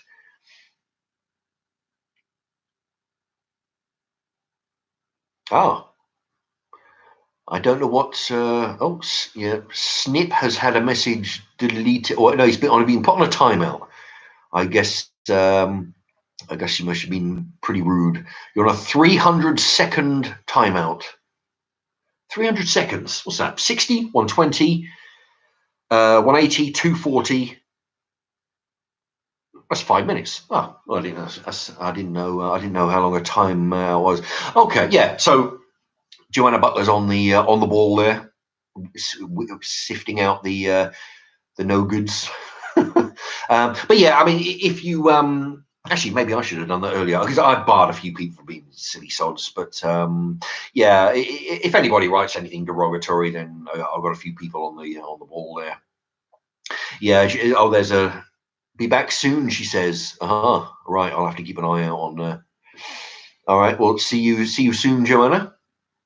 War Ready says, "Are you religious?" No, I'm not. Not in the slightest. I've actually had long discussions. Actually, I've gone to the city centre. When you walk, you're trying to get one place to another, and you get some silly sods from the Mormons, and they jump in front of you. Rather than, I'm not the kind of person that, because if I absolutely positively have to say, look, not often I'll be rude to them. I'll just say, look, well, I won't be rude, but I won't tell them to piss off on them, and I'll just say, look. And sometimes I'll have a discussion with them, and I'll explain how, I don't believe there's a God, and this is why. I'm not one of these people who just say, God is shit, now fuck off, and I'm trying to get the bus. No, I'll explain. I'll say, no, I don't believe in God, and this is why, because I'm old enough and I see how the world works. You see, that's the thing, and that's what gets me as well. Is when people talk about, thank God that this person recovered from this ailment. They've got cancer. They got fuck knows what else. Thank God for the scientists who made the medicine. Thank God for the doctors. No, well, if we can thank God for the cure, who do we have to blame for the illness? If it's surely God gives the 5-year-old leukemia, so we've got to thank him for that, and we thank God for having a scientist or a chemist make the cure. Who do we thank? Do we thank God for giving the kid cancer, bone cancer, or do we thank human beings for the medical advances to cure the kid? Thank God for the cure. No, thank God for giving the poor bastard the illness in the first place. People are full of shit. People need a gap. This is what I've said to people. The people who try and convert you on the street there. I mean,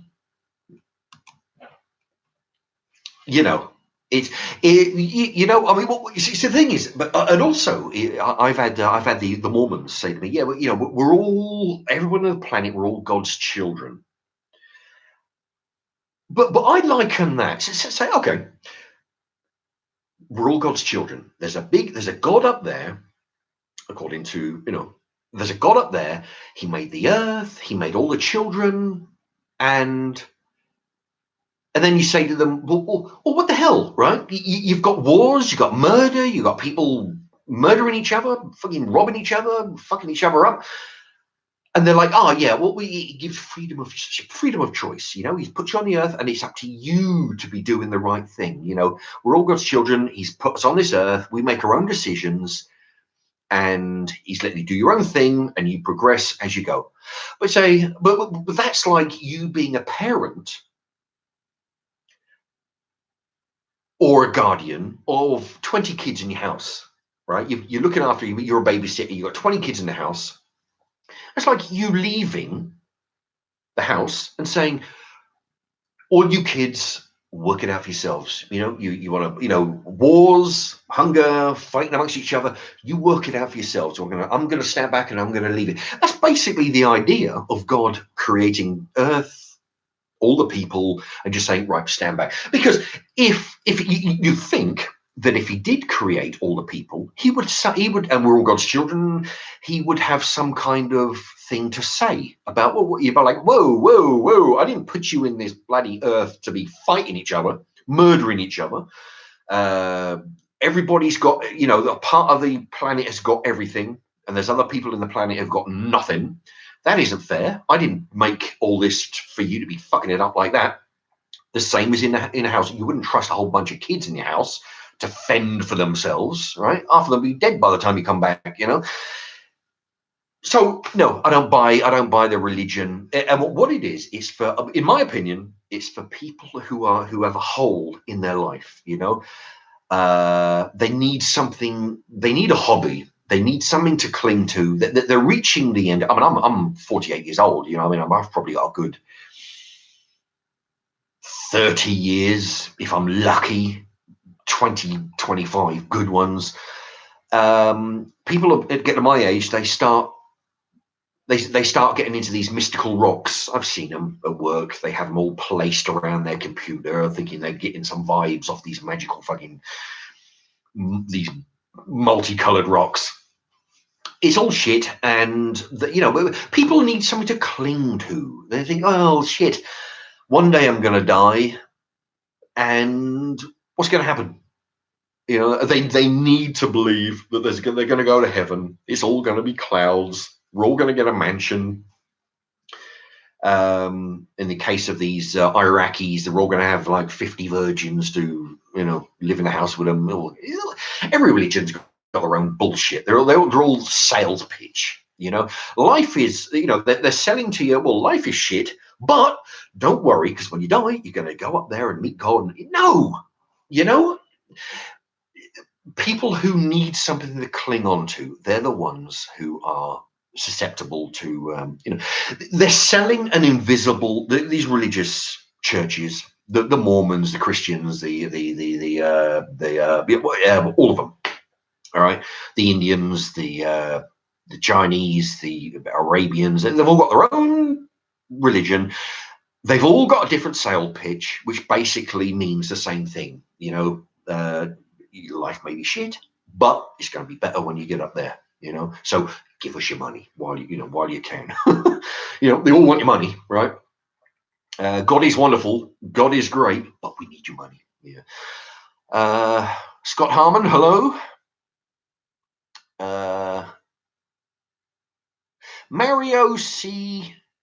Nardini, stop swearing. Well, yeah, I'll tell you. Well, all right.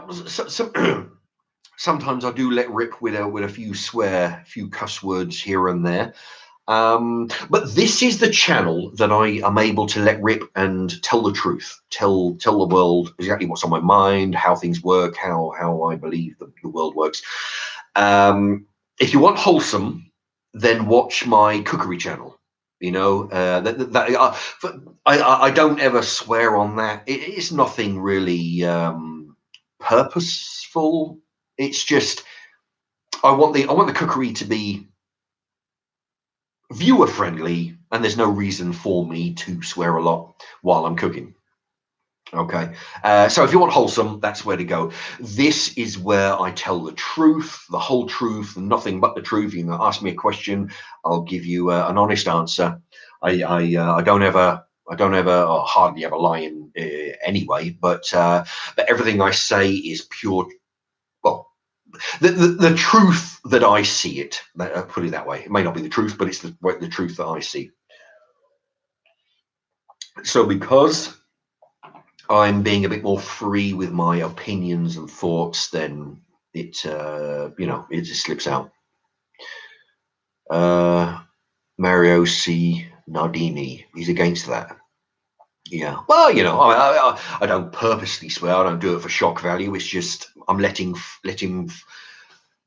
go with my thoughts here. John Graham likes kids in his house. I don't know who John Graham is. I don't know if that's maybe it's a celeb who's in trouble. Maybe Scott Harmon, mate. Who are you? I don't know whether that's. And further up, he's pro LGBT. That's lesbian, gay, bi, and transgender, transsexual, I guess. Yeah, well, everybody's up there. Unfortunately, I'm not. I mean, don't get me wrong. I mean, I'm not sort of against them as such, as long as they stay the fuck away from me. But then that's true about most people that I meet. Not viewers, of course, but yeah, I just find it really uncomfortable being around. Occasionally down the street, you'll see what is obviously a man dressed as a woman, and it's kind of weird looking. I got to tell you. Yeah, as long as they stay away from me, or I stay away from them. I'm just not interested in their lifestyle. Although I have met one or two. They seem, like nice people. One of them wasn't a work colleague, but he worked in the same, building as such. Pleasant, got on fairly all right with them. Yeah, I mean, I'm just not into their, lifestyle. Mario C. Nardini. Oh, he's talking to Scott. Don't be rude. Yes, that's it. People are writing to each other, but I don't know if they're talking to me. Yes, I do.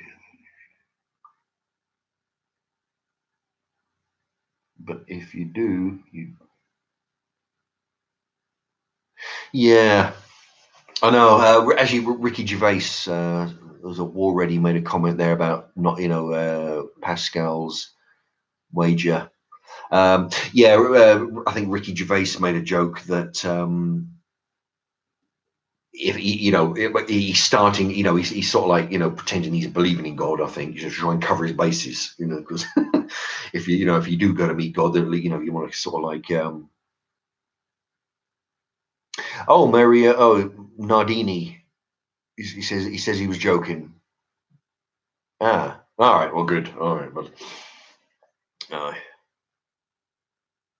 I see. Mario Nardini says, "Kill the gays." uh, kill the gays. Well, I tell you, on a positive note, on that regard, it would free up the housing market. A big, That's just my, I'm just saying on a lighter note, on a positive side to that, it would free up the housing market because God knows we don't have enough houses out there. So if there's a silver lining, that's what I'm trying to do, just silver lining to. Okay. War ready 9/11 was an inside job. Well, it's well that's the thing. People have asked me my thoughts on that, and Paul Willis says hi. Hello, Paul Willis. 9/11 was an inside job. He says there, war ready. People have asked me that, and I mean, I've seen all the footage going and the documentaries, and talk about inside jobs and that. I must admit, the way that they come down in a perfect footprint, leave a smallest footprint as they can, it does look a bit suspect. Did the government do it? I don't know.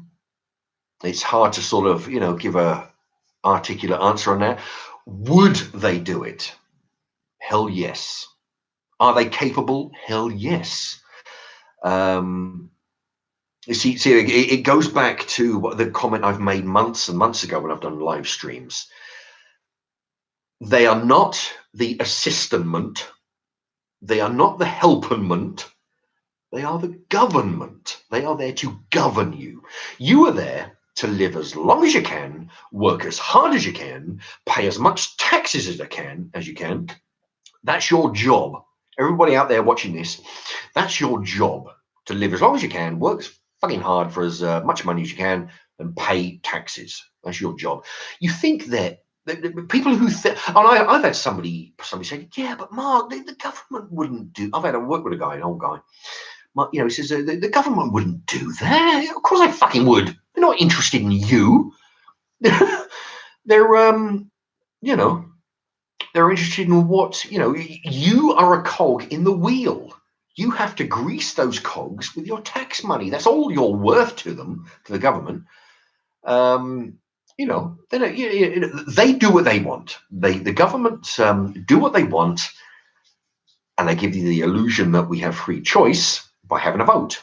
Look at how many times we've had a vote, right? We vote for one guy because he looks less of a crooked bastard than the rest of them, all right? So we vote for one guy to be prime minister. What happens then? How many times has he decided to, after a while, he quits, and his next in line, his number two, steps up as prime minister? We've had that. We didn't vote them fuckers in. We voted the first guy in. We didn't vote for his second in command. Well, that asshole, he's doing a worse job than anybody. We voted for the one guy to be our leader for, was it 4 years? I think it's 4 years. Somebody correct me if I'm wrong. 4 years. No, but as soon as they don't feel like doing the job, they get their number two in there. Which we didn't vote for. That's how that works. Free choice? No, we don't have any bloody choice. See.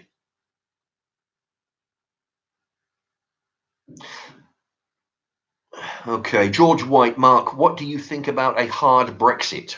Well, some of you long-time viewers will know my views on Brexit.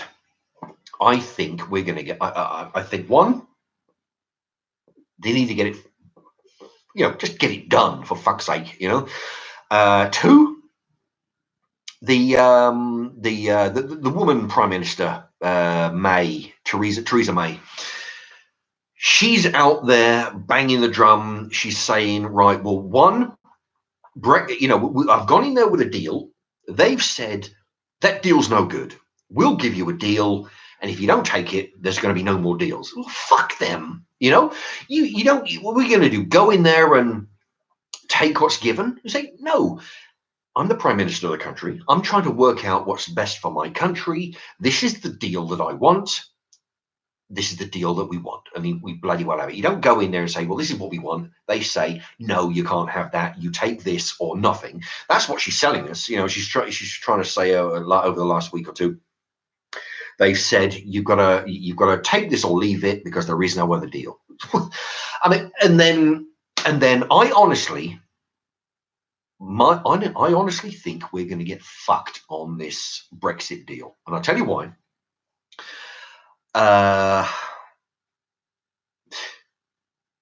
The reason why, the thing is, it's going to be fucking ludicrous. I mean, these assholes who didn't win the vote and these idiots who say, oh, yeah, well, I voted out, but I've changed my mind. I want to vote in now. Well, fuck you. You should have done it in the first place. That's what voting is. You don't get to lose the vote and then say, well, I didn't like that, the way that turned out. No, we want another vote. That's what we. No, fuck you. No, it's like everything. You don't like who you voted for prime minister. You don't get to have a second vote. You watch a football match. You don't like the turnout. No, I think they should play again. No. Over half the country, admittedly it was close, over half the country voted that we want out. Now, in my opinion, the people who wanted in are business owners who figure that they can get cheap rates by selling their crap abroad. Business owners who figured, well, we got cheap labor coming in from 30 countries. we can expand our businesses on the back of cheap labor, and the conditions drop. You don't like you don't like the conditions we're giving you. You don't like a 30-minute break. You don't like the free shares. You don't like the fact that you used to get pay as you earn shares and now you don't. You don't like the fact that 95% of the workforce are agency. You don't like that. Well, fuck you. There's 50 other guys who will take your place tomorrow. That's what it's like now, and they love it. People voted out because the majority of the country are working in places that are over. People can't get jobs. People are sick of working for lower wages, lower conditions, because the place is overrun. Companies can say, you don't like it, there's the door. And they will get 50 guys in who will take your place. That's what they're. So people are sick of this, right? They want out. Now, the reason why that's the countries who actually, who know what it's like. Fucking people like Richard Branson, all those motherfuckers, they're thinking, oh, great, yeah, I'll get a tax reduction. I can sell my crap abroad. No, it's the people who are working in the country or trying to work in the country, and they're seeing, you can't get a job now unless you're on a work agency. That's the way it is. Anyway, yeah, everybody out there must be knowing what I'm talking about. I'm going to try and get to the comments in a minute, but I'm going to tell you how we're going to get fucked. People voted because they figured, right, we'll get out of Brexit. That means that 30 countries who are fucking piling out all their unemployed onto us, they're going to go, right? We go out of Brexit. They have no right to work here, so they're going to be going out. They go back to where they come from. And people will be thinking, right, well, that's going to free up a lot of jobs. Companies are going to be saying, right, well, now we need to start giving people a wage, giving people, back in the old days, you had an hour's lunch. You had options to buy shares. You had options to get a % free shares in a percentage. You had money for weekends and money for overtime. You had money for bank holidays. People are thinking it's going to go back to normal. Now, what I figure is, I think the way we're going to get boned is if this agreement, what it's going to do, I think she's going to sell sell Brussels and sell the English public the idea that we're going to leave the EU because that's what we want, but we're going to keep everybody who's come over for. I think that's how it's going to work, even though they shouldn't. They'll have to. By rights they should go because they've got no legal right to work once they're out of the EU. They're only here because we haven't just opened the door. We fucking took the door off the hinges. Come on in. All right. So once they've got no right to be working here, no green card per se, they'll be gone back to where they come from.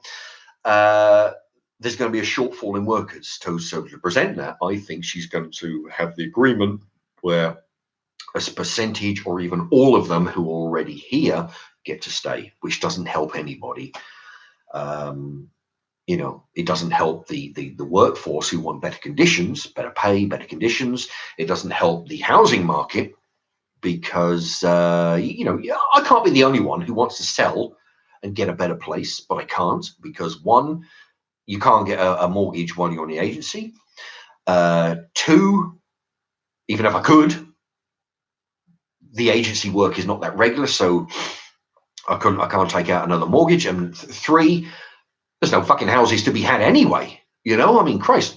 They're all being bought up, because everybody's trying to buy them for the rental market. They're not buying them to live there like in the old days. They're buying them because they figure, right, well, we buy a house, we'll rent out all 4 rooms, $300 a month.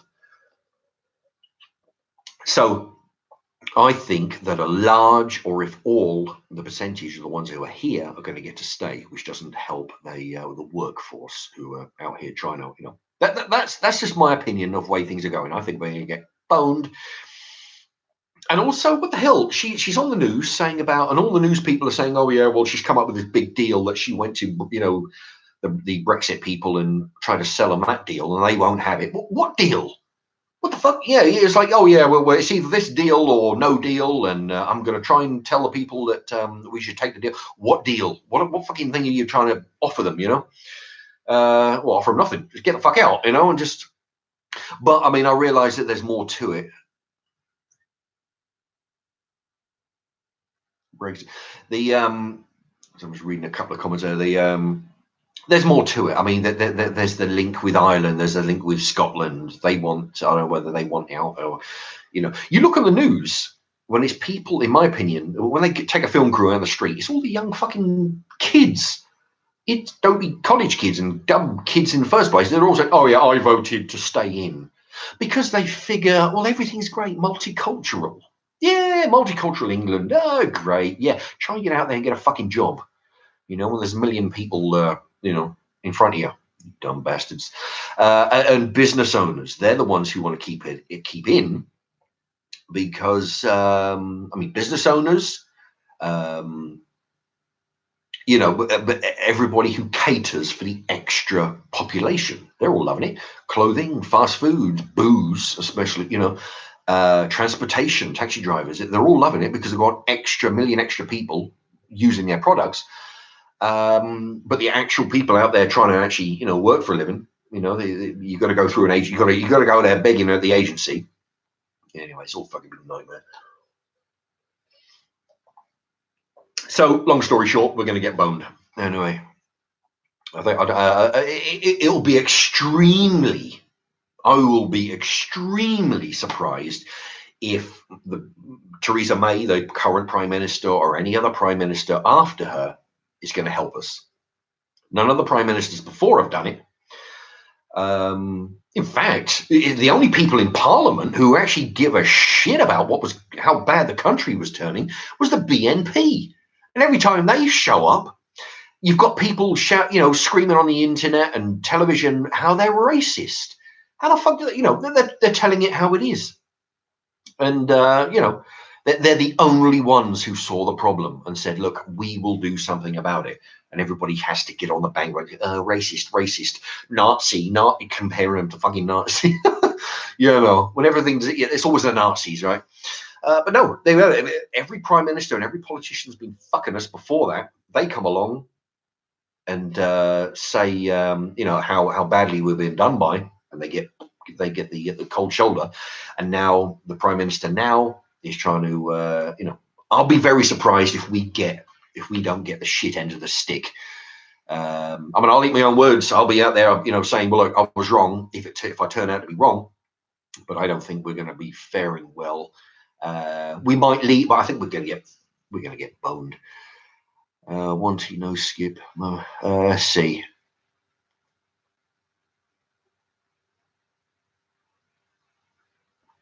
Okay, I thought people voted for. Yeah, war ready. I thought people voted to exit EU. So why are they making changes now? I know you got some plonkers who say, "Oh, I didn't know what I was voting for." Well, fuck me. They canvassed the newspapers, the television, the internet for months and months and months beforehand, saying, "This is what will happen if we leave. This is what will happen if we stay." They had every celeb who could get their stupid face on the television saying, oh yeah, mostly celebs. Of course, they're the fuckers who've got nothing to lose, saying we should stay in the EU. People voted. People had time to make an informed decision. And as soon as it didn't go their way, yeah, but I didn't realize. No, I made a big mistake. I was high or something. We need another vote because I voted the wrong way the first time. Well, that's what happens, That's what happens in everything. The population get together, you have a vote, the majority rules. You don't get to you don't get to have a second vote just because you didn't fucking win the first time, you dumb shits. What you do is you bite the bullet and hope that the situation changes the second time round. If it's a prime minister you don't like, or if it's some other vote that you went for and it didn't go your way, you hope that it changes in the thing. The majority of the country wanted out.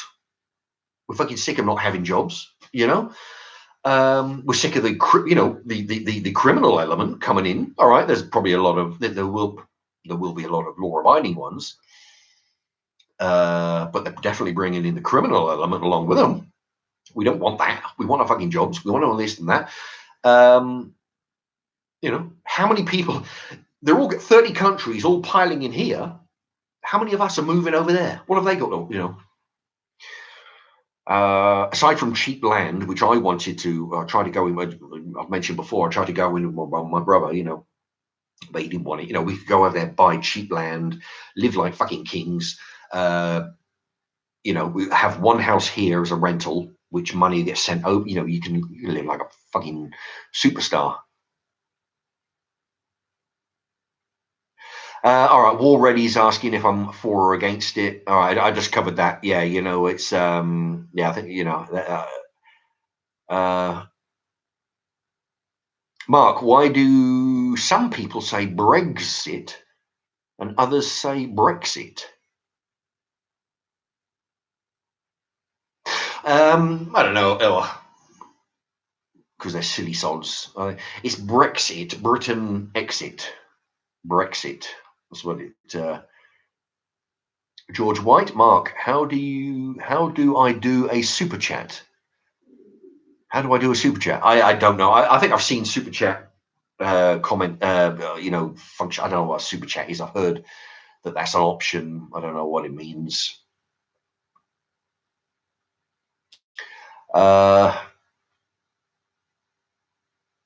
War Ready. Most agency employ Polish. Yeah, I mean that's true. Most agencies are run by the Polish. And I have. I mean, I've been up there, and you definitely do. Some are better than others, but I find I get on better with an agency work-wise with the ones that are not run by the Polish. If they're run by English or say a couple of Africans in there or something, I fare better. In the Polish-run agencies, they seem to. Oh yeah, they'll give jobs fucking left and right. When a job, because like after a certain time, the work stops and they have to kick everybody out. They keep a skeleton crew. I asked somebody at work, how the fuck are these people working non-stop around the year? I get months and months break in between working in jobs. But the Polish people, they seem to be working all the year round. Somebody's getting favoritism. Anyway, yeah. Nobody's commented about my beard. I'm thinking I was going to shave it off, ready for Monday. Because it was warming up a bit. I don't know if you can see it's starting to get a lot of grey in there. I kind of like it, but I haven't got any scissors. Well, I got some shitty scissors that opens up the bags of frozen food and that. But to trim this, I'll try and trim it. But yeah, anybody like it? Anybody think I should keep it? I don't know. Multiculturalism is a cancer. Yeah, it is being used to completely destroy the Western world. Yeah, multicultural doesn't work. It's the, because I've been to Spain and I've been to America and I've been to a few other countries, but the two. The two countries, mostly Spain and America, where I've had instances where it was made obvious to me that it wasn't appreciated, that my English ways of doing things that it wasn't appreciated. Once in America, and when I went to Spain. Like for example, there's like four of us. We went in a bar. We were spending a lot of money on booze, because we were knocking it. I don't know if they water the booze down, but we were drinking a lot, So we'd go into a bar, and we'd be thinking, right, well, what we do? We'll just, there's a restaurant area. Nobody's in it. We'll go walk over there. We'll sit down. We're drinking shitloads of lager. And you get the waiter coming over, clearing up the table, and making some comments in Spanish, and you can tell, we don't know what they were saying, but they can tell that they're pissed off that we've actually took the liberty of sitting down on that. We said something to the rep, and he or she went into the restaurant and said, look, they don't mean to cause any trouble, but they've got a boatload of money to spend. So if you could just give them a bit of leeway, just let them sit where they want, because we were. I mean, every night we're in there drinking, lots of lager. We're eating. But yeah, I mean, and there was a couple of other instances. you know. So yeah, I mean that's just us going to other countries. So you can imagine 30 countries coming in. You've got different ways of doing things. I mean, Christ Almighty, these Polish types and the Czechs, they don't know how to queue up. I've had a big blazing argument with some woman and her boyfriend when I was leaving Tesco, this warehouse, whereas they think that because one is in the queue, they're actually holding the space for 3 or 4 other people to join. So of course I blew up one day and said, right, well, you need to get the back of the fucking queue, because you don't just let 4 people, and if you're fifth in line by the clock machine and you turn to have a chat with your friend, 2 minutes later, next thing, there's 30 blokes in front of you. They just crept in while you weren't looking. That's how it works. And they think you're the arsehole for speaking up. And being English, not a lot of people do speak up. So when I run my mouth and get a bit fucking pissed off and blow my lid, I'm the arsehole, right? So yeah, I mean, that's just the tip of the iceberg. I mean, fucking they're just different cultures. They don't mix.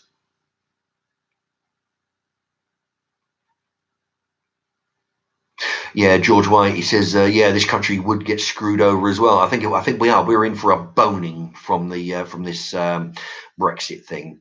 I mean, on the one hand, it's going to be great because we won't be in the EU, and as we're not, once we get out of the EU, they won't have an automatic green card or work permit to come in and have advantage to all the benefits that this country has. It seems to me like we're giving, giving, giving. It's not like Poland is saying, okay, well, I tell you what, look, now that we're in the EU, we're going to come over, rape the shit out of your country, talking about jobs, healthcare, and housing, and all that, and you get access to our coal mines. You get access to our steel works. You get access to we will grow, fields and fields and fields of food, which we will transfer to your country, and we'll send some your way. No, it's all going. It's like when you show up to a fucking party without a bottle of booze, right? You're as welcome as you can imagine how welcome you are. You show up at a dinner party with nothing. You just go up there and eat their food and drink their booze. You bring something to the table. But no, they're not. They're just milking us for all our worth. And yeah, anyway, so they need to.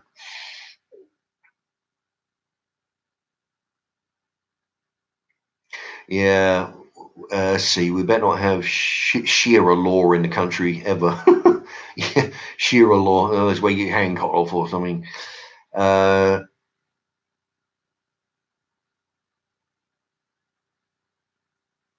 War ready. You tell me you would commit crimes if they was Shiara?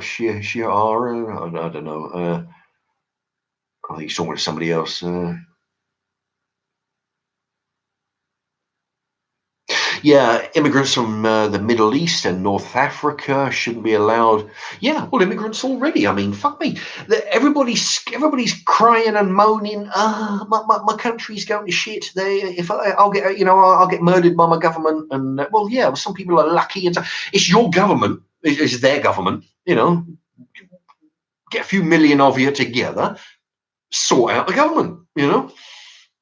There's more population than there is army and police in your country. Get together, straighten out the army, straighten out the police, straighten out the government, get the evil fuckers out of the government. That's how it works. I mean, I was watching a documentary on Adolf Hitler. I'll be watching a few of those. He went in. He didn't want to get. He didn't go out. He went in and took control. I'm not saying, but I'm just saying it can be done. You just get enough people together. You just go in and take control. So yeah, I mean, so them saying, oh yeah, my they're going to arrest me and throw me in jail. Well, fuck you. We've got our own problems. EU borders. Who thought of that? Fuck me. 30 years ago, there was 3 countries: England, Germany, France. I think that was always 3. That was 1970 something. Now, no, we just got too many. And nobody's bringing anything to the table. It's like they're coming to your house party, eating your booze, drinking your food. Let's change that around, right? But they're not, they're bringing nothing. Say, oh, thanks very much, and then they anyway.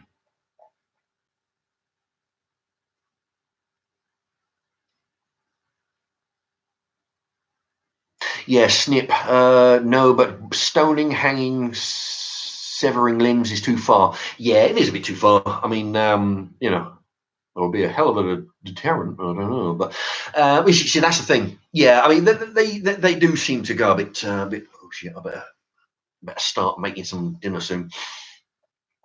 We definitely need to, revamp something. Oh, with the with our criminal system, it's like there's no deterrent anymore. People are not interested. People don't not interested in law and order. Because there's no deterrent. I mean, Christ. I mean, what was it? There was a kid on the news. He was 19. Well, I should say a kid because he's half my age. People may have seen this, right? He was on the news. This 19-year-old. He phoned up nearly 2,000 2,000 schools here in America. He phoned up the airport saying, right, yeah, my daughter's on the airplane. She says it's been taken over by hijackers. They've got bombs on the bus, on the plane, and oh Jesus, schools had to be evacuated in here in America. But yeah, over 1,700. He got 3 years. He'll be out in as long as he doesn't fuck himself up. Then he'll be out in half that. That's the way it works in this country. You can't behave yourself out in the street.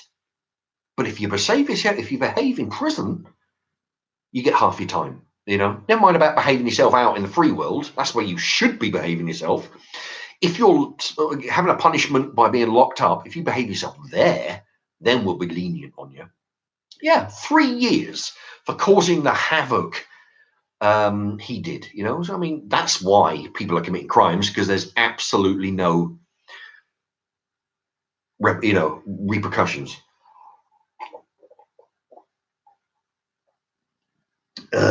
Anyway.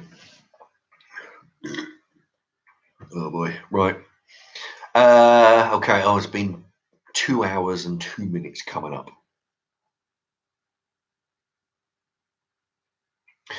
Just because bread is the smallest thing.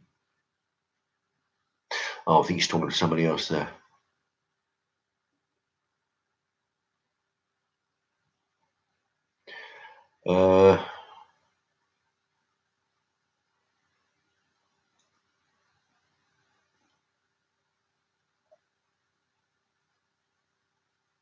We have a welfare system too, full of crime. Oh.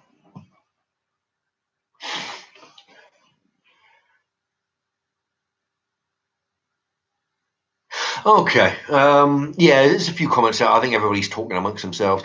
All right, look, I'm gonna let's not all just jump on bandwagon. Well, George White, get on the weight training. Get back on the weight training, he says. Yeah, well the thing is, the thing is, it's difficult because the hours that I'm working now, they do have some gyms around the city. Most of them are right expensive. The work schedule I'm doing 2 till 10 means I can't do it after because I'm too knackered. I can't do it before because I got to try and wake up, eat, get ready, get 2 buses to work. And also the amount, the workload that I do at work is like although it's a different kind of workout, lifting all these tellies and mattresses and all that lot. Basically, I mean, it makes the arms solid, and maybe the what they call the trapeziums. Okay, it's from imagine there is there, that trapeziums is that triangle shape from the shoulders down. If you have an upside down triangle from the shoulders down to the lower back there, or the middle of the back, that's called the trapeze. Anyway, waffling on. It would help. It helps the shoulders, the biceps. That's pretty much it. But weight training or going to the gym is a total different thing. You know, it's like the difference between a bodybuilder and some guy who humps bricks all day on a building site. You know, the guy on the building site will be super solid, but he will be, you know, mainly in the say the legs and arms. I've seen that. I've seen old guys, you know, in the summertime where they've got a vest on or something and they, you know, got a machine chiseling up the road. They look like solid fuckers, you know. I mean, but yeah, down the gym's a totally different thing, and I just haven't got the time or the you know, I haven't got the energy to do a workout at work and then you know, then go to the gym. War ready. What time you sleep in tonight? I'm hoping. Thing is, I'm hoping if I go to bed at see what I normally do is when I finish at 10, get home by 11:30. I try and get to bed at midnight or 1 o'clock if I'm, you know, can't be bothered to go to bed. Trouble is, if I go to bed at 1 and then wake up the next morning at 9, that's only 8 hours. Which I tell you, it's I mean, I am absolutely shagged by Friday. You know, I just don't got any energy left. Some days it's a struggle to get up in the morning. But I'll try to go to bed at midnight. If I can get up at 9, that's 9 hours. And that'll give me 2.5 hours before I need to leave for the bus. And then I get 2 buses. So, yeah, I get to work about 1. Sit down, try and have maybe something to eat. Sit down, watch the telly, have a bitch about the news, and play some darts and shit, you know, and just and then yeah. So I mean, I'm actually physically on my feet out, you know, about 12 hours a day from 11:30 in the morning to 11:30 at night.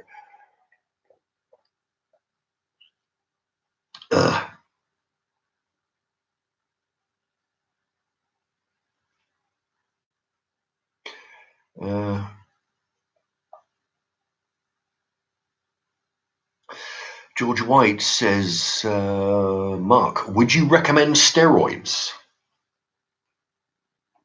Well, the thing is, it's like for some, like say Richard Pryor, for example, he was issued steroids, but that was to help weight gain. Like all medicines, you know, cocaine was a medicine, or heroin or cocaine, or they were prescribed by doctors at one point. You know, steroids is actually a legitimate drug to enhance weight gain for people who have got like I don't know, leukemia or some shit, and just you know, they can't keep the weight on. Would I recommend steroids? Well, I've seen the results of steroids, and I've heard people, and the results. I mean, you get super big, you know. I mean, that's the way it works. I mean, what it is, the steroids. Say when you eat food, you utilize. I don't know. This is pulling a number out of my arse here. Just say 30% of the protein that you eat absorbs in your body to help your muscles repair and grow. Say 30. Figure just out there, 30%. From my understanding, you take steroids, that figure jumps from 30 to 80. So your body absorbs pretty much everything that you eat. So, and that's when you gain weight, you gain muscle mass. That's, you know, and your strength goes up, you know. But the downsides are, I mean, I know that there was a guy, I won't mention his name, but he was, you know, he's been on the telly, and also Arnold Schwarzenegger. Apparently, he's not. They've had heart operations. You know, they've had a chest opened up. They've had a heart opens up because apparently, what he does. I mean, your body is designed to absorb a certain amount of nutrients, and then you expel, you know, the rest. But when your body is forced into working overtime to absorb all. It puts pressure on your, you know, your circulation, the function of your liver, your kidneys, your heart, your lung, you know, because we're all working overtime to absorb all these and utilize all these extra nutrients and calories. So I've known a couple of people, you know, several people to have operations, you know, to fix that. You know, I knew somebody that I've actually got a. It's difficult to see now because it was 25 years ago, but I've got a line across down the side of my neck. I think it's along this side. Where there was a guy who I worked with, a big 17 stone, 20 stone bodybuilder. He's an Australian guy. Apparently he was stacking, right, injecting and swallowing pills, you know, and he'd lost his mind one day and tried to rip my head off, and he got his hands around my neck, and my neck was pretty well scratched up because I was wriggling pretty good, trying to get the fuck away from him, right? But I had a few stripes, and if my neck gets tanned, I joke if my neck needs a wash sometimes, but you know, if it gets tanned, there's a little faint line. It wasn't like my neck was opened up or anything, but it was definitely scratched, and there was a slight. Anyway, he was stacking, swallowing and injecting. So you've got that. You've got your mood swings. So in short, I would say no.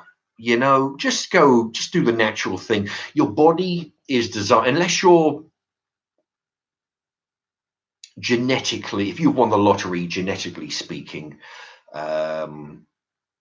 you can gain, you know, if you work hard enough, you can have good gains. Nowhere near the same gains as you would on steroids, but I would suggest that there's too many downfalls with steroids from what I've seen. You know, you've got your gains, of course, because people only ever hear about the gains. You know, you double in size, you double in strength, you know, all this kind of shit. But when you stop, the weight just comes off. You know, I mean, it's fairly, you know, because you know, there's a limit to you can't eat as much and work out as much once you stop, and you know, and the medical benefits are not there because your body's just not designed for that. But you can get good gains. You know, I was saying no.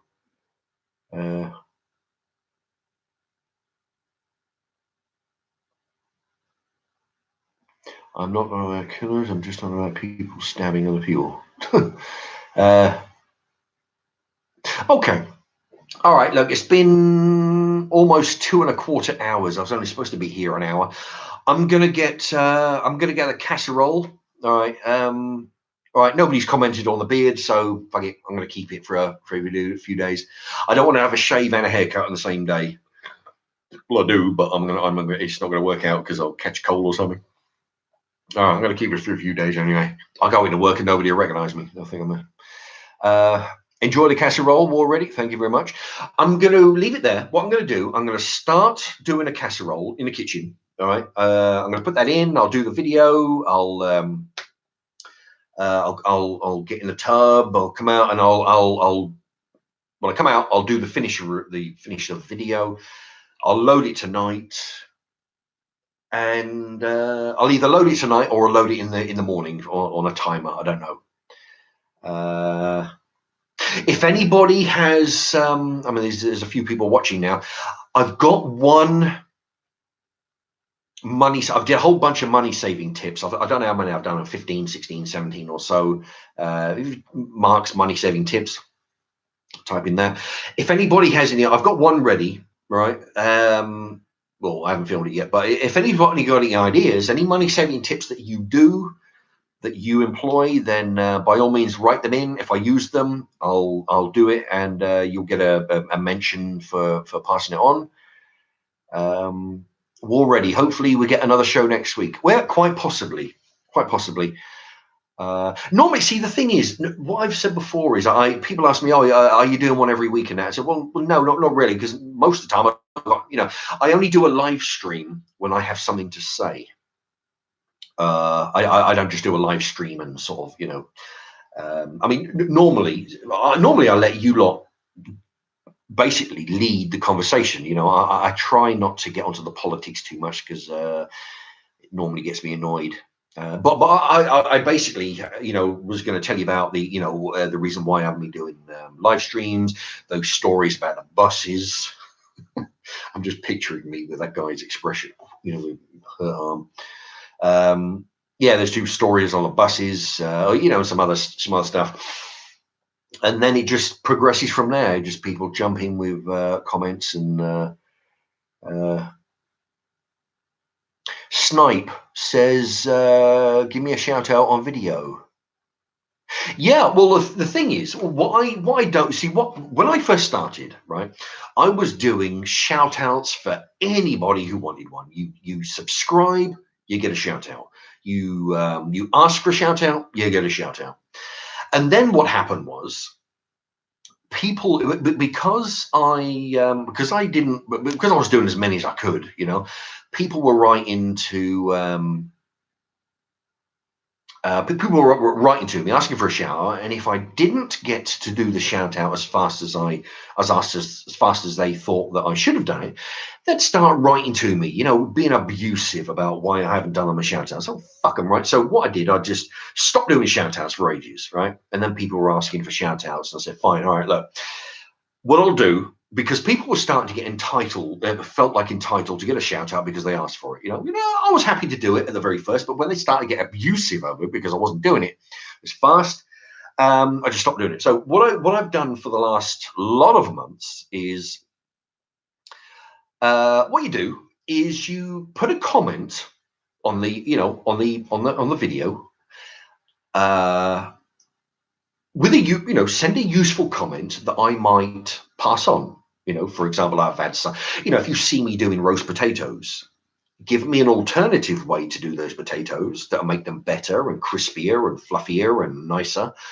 If you see me cooking a piece of meat in a certain way, tell me how you would do it to make it more juicy, make it more flavorsome. Useful comments that I can pass on to the viewers, and I will say, this comment here, this is a useful comment, and this is from, and then you get a shout out. That's the best way. I don't shout out all the people who send comments, but the ones that are useful enough to pass on, the ones that are constructive, and that are, because that's what it is. This is an information sharing site, or sites, as YouTube is mostly. You got all people, posting all kinds of shit, but a lot of videos are information sharing. I'm doing videos on cookery. I do a certain function. It's slightly different to other people who are cooking. I go more budget. I go more trying to make a meal from basically scraps that you pull out of the freezer. How to do it dirt cheap. How to make meals that you may not have thought about, putting different ingredients together. That's my shtick, as they, So if anybody has any comments regarding that and think, that's a good idea, I'm going to do that, but I'd like to do it this way. Anyway, useful comments. That's how you get a shout out, snip. Just write something that is useful enough that other people might want to hear about. I can just, because sometimes, now that I've got an editing button, but I've got a pause button. So because before I got this camera, I'd have to do a 10-minute video all non-stop, which was my style at the very beginning, which is why I do a lot of talking, I do a lot of shout outs. Now I'm able to pause when I got nothing to say, or if I've got to fry some meat for 10 minutes, I pause, come back when it's fried. I do shout outs in between, and I know that people do like the shout outs. People like hearing their voice. I know I did. I've had my name called out on a few videos in the past, and it's quite a big shocker, especially when you're not expecting it. You hear your name. Mark said this. You hear your name. It's quite a thrill. Although, funny enough, when I say to people at work, "Oh, listen, I've got a site. Here it is, Mark's Remarks. Check it out if you fancy. Subscribe if you like. I need the subs." And I say to them, "If you fancy a shout out, by all means, I'll do your shout out." Because I say to them, people, you can tell if your wife's birthday, nobody seems to give a shit. I was like, "Yeah, I'll do a shout out. I'll share happy birthday to your wife, happy birthday to your kids, happy anniversary, just hello, whatever you like." Nobody cares. If it's me, I'd say, fuck yeah, yeah, shout name it. But no. Snip, I'm not bothered about the shout out. I was just joking. All right. But please do a full English breakfast video. I'd love to see your take on it. All right. Well look, if you want to shout out, that's how you do it. And anybody else who's listening, but that's the reason why I just don't shout out everybody, because people just getting really malicious and about the yeah, okay, well yeah, I mean I could try and do I guess what they call an English breakfast, which in my book I just call it food. That's what I call it. It just happens to be all right: sausages, bacon, beans, mushrooms, some toast, some hash browns, some other stuff. Did I say bacon? Anyway, throw some bacon in there. Yeah. All right, it's just food, but I guess if we'll call it an English breakfast. Oh,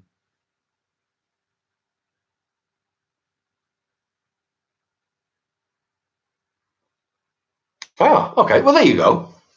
Snip says it has a tip for the beans. Whack a knob of butter in the beans before you microwave them. There you go.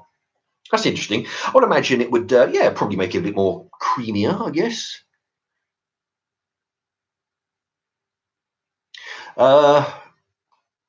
Already, Mark, what's your favourite snack?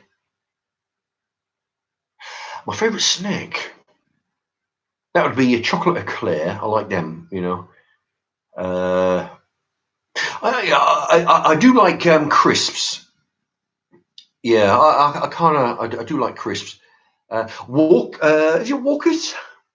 They do a small bag of these wrinkled. They're like strips, and they're like they got lines on them. They call them fish and chip, or they got salt and vinegar flavour. They got chip shop curry flavour. I think it's Walkers. I actually did a review.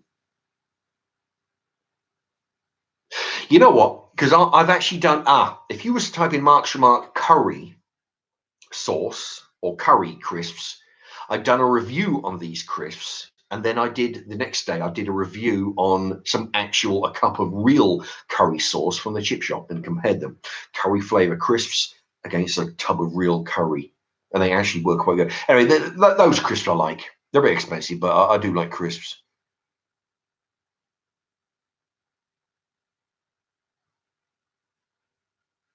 Well, George White, what's your favourite band? Already loves crisps as well. What's my favourite band? Well, actually, my favourite band would be bands from the 80s and 90s. I don't really go for music nowadays. ZZ Top, uh,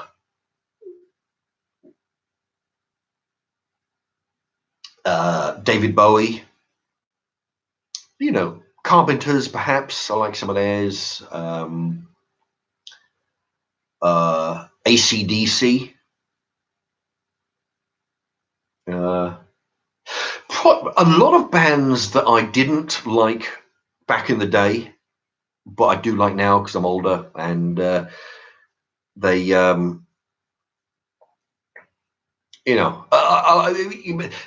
back in the days when people they were like, if you get like mates together or schoolmates together, and they practice in the garage, and then they perfect their craft, and if they're lucky to get on top of the pops, some of those bands, not ones like Spice Girls and Take That and all them other silly sods do. They advertise in the paper, and even songs that even bands that I do get together. Yeah, I'm just not into mod. There are some modern songs that I like, but if I'm listening to any music, then it's always the 70s, 80s, possibly the early 90s. But it's just a better class of music, and also the 80s and 90s come up in the 70s. Better class of movie back then as well. You didn't have politically correct back in those days. So movies like Blazing Saddles, for one perfect example, you couldn't have that now. All the way back, yeah, I like watching those because the comedy was different. You know, now they got to be so, you know, you can't offend anybody, you know.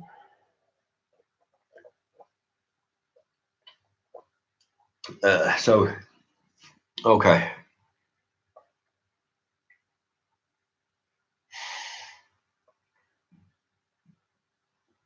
Okay, now it's oh bloody hell! Look at that! It got me talking again. You know, I tried to go 15 minutes ago, but people start writing stuff and asking me.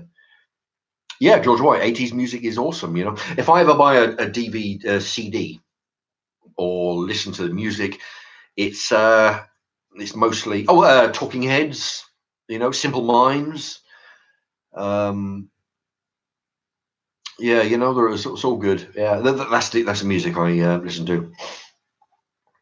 Anyway, okay, so I'll leave it there. It's been coming out. It's 2 hours 25. I'm really tired, and I gotta make a casserole. Got to get into the tub because I don't want to be stinking tomorrow. Um, let's see. Yeah, that's it exactly. George White. You know, it's so much better than the shite they're churning out. You know, it's all made. You know, when you they advertise like they advertise in a paper. Do you want to be in a band?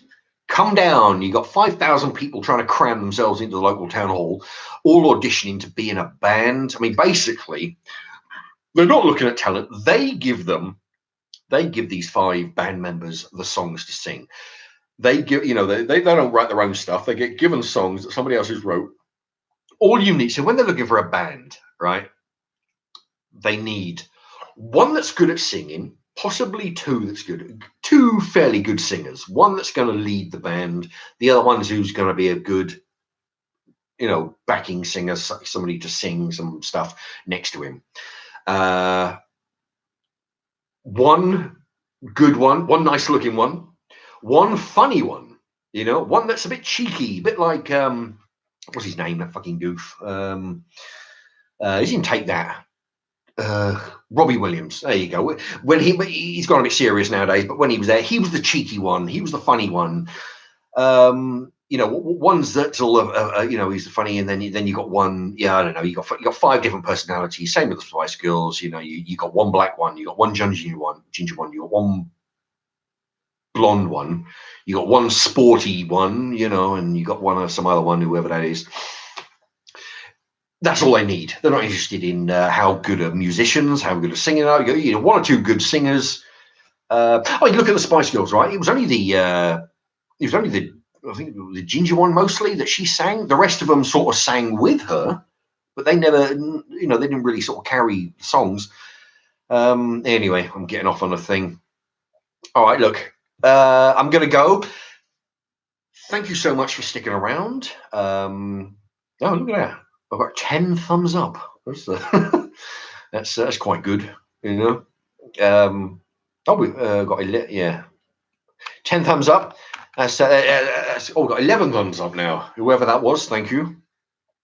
Before you go, Pablo says, Mark, before you go, I just wanted to say that you remind me of a mixture between Ricky Gervais and Alan Partridge. You know what? People say that about the Ricky Gervais. I don't know what exactly. Has anyone? Nice one, dumb ass says. Has anybody told you you look like Ricky Gervais? Snipe says, Mark reminds me of my dad, and a bit honestly, a bit on. Yeah, well, actually, I don't know what they're about the Ricky Gervais. I don't know whether that's I don't know the way I look or the way my manner. I don't know what it is, but yeah, I've been compared to Ricky Gervais.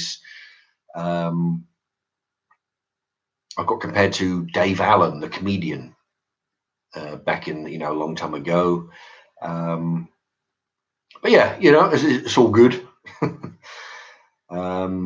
yeah, at least I suppose reminding people of Ricky Gervais. I suppose that'd be a compliment, I guess. But I don't know what it is. Mannerisms, speech tone. Um, George White says, I think what looks like Ricky Gervais quite a bit. Okay. It might be the beard, maybe. I don't know, but it's all good. All right, well, I'm going to go. Listen, I've got to make something because that casserole is going to take an hour and a half, and I've got to do some potatoes and stuff. But yeah, if anybody's interested, right, I'm going to load the casserole tonight or tomorrow morning. I'll put it on a timer, perhaps. I don't know which yet. Anybody's got any money saving tips? Send them along. You'll get a shout out if I use them. Check out my other casserole. There's some really good casserole dishes. My God, I've done some really good ones. And yeah, tell your pals. If anybody's not subscribed yet, go for it.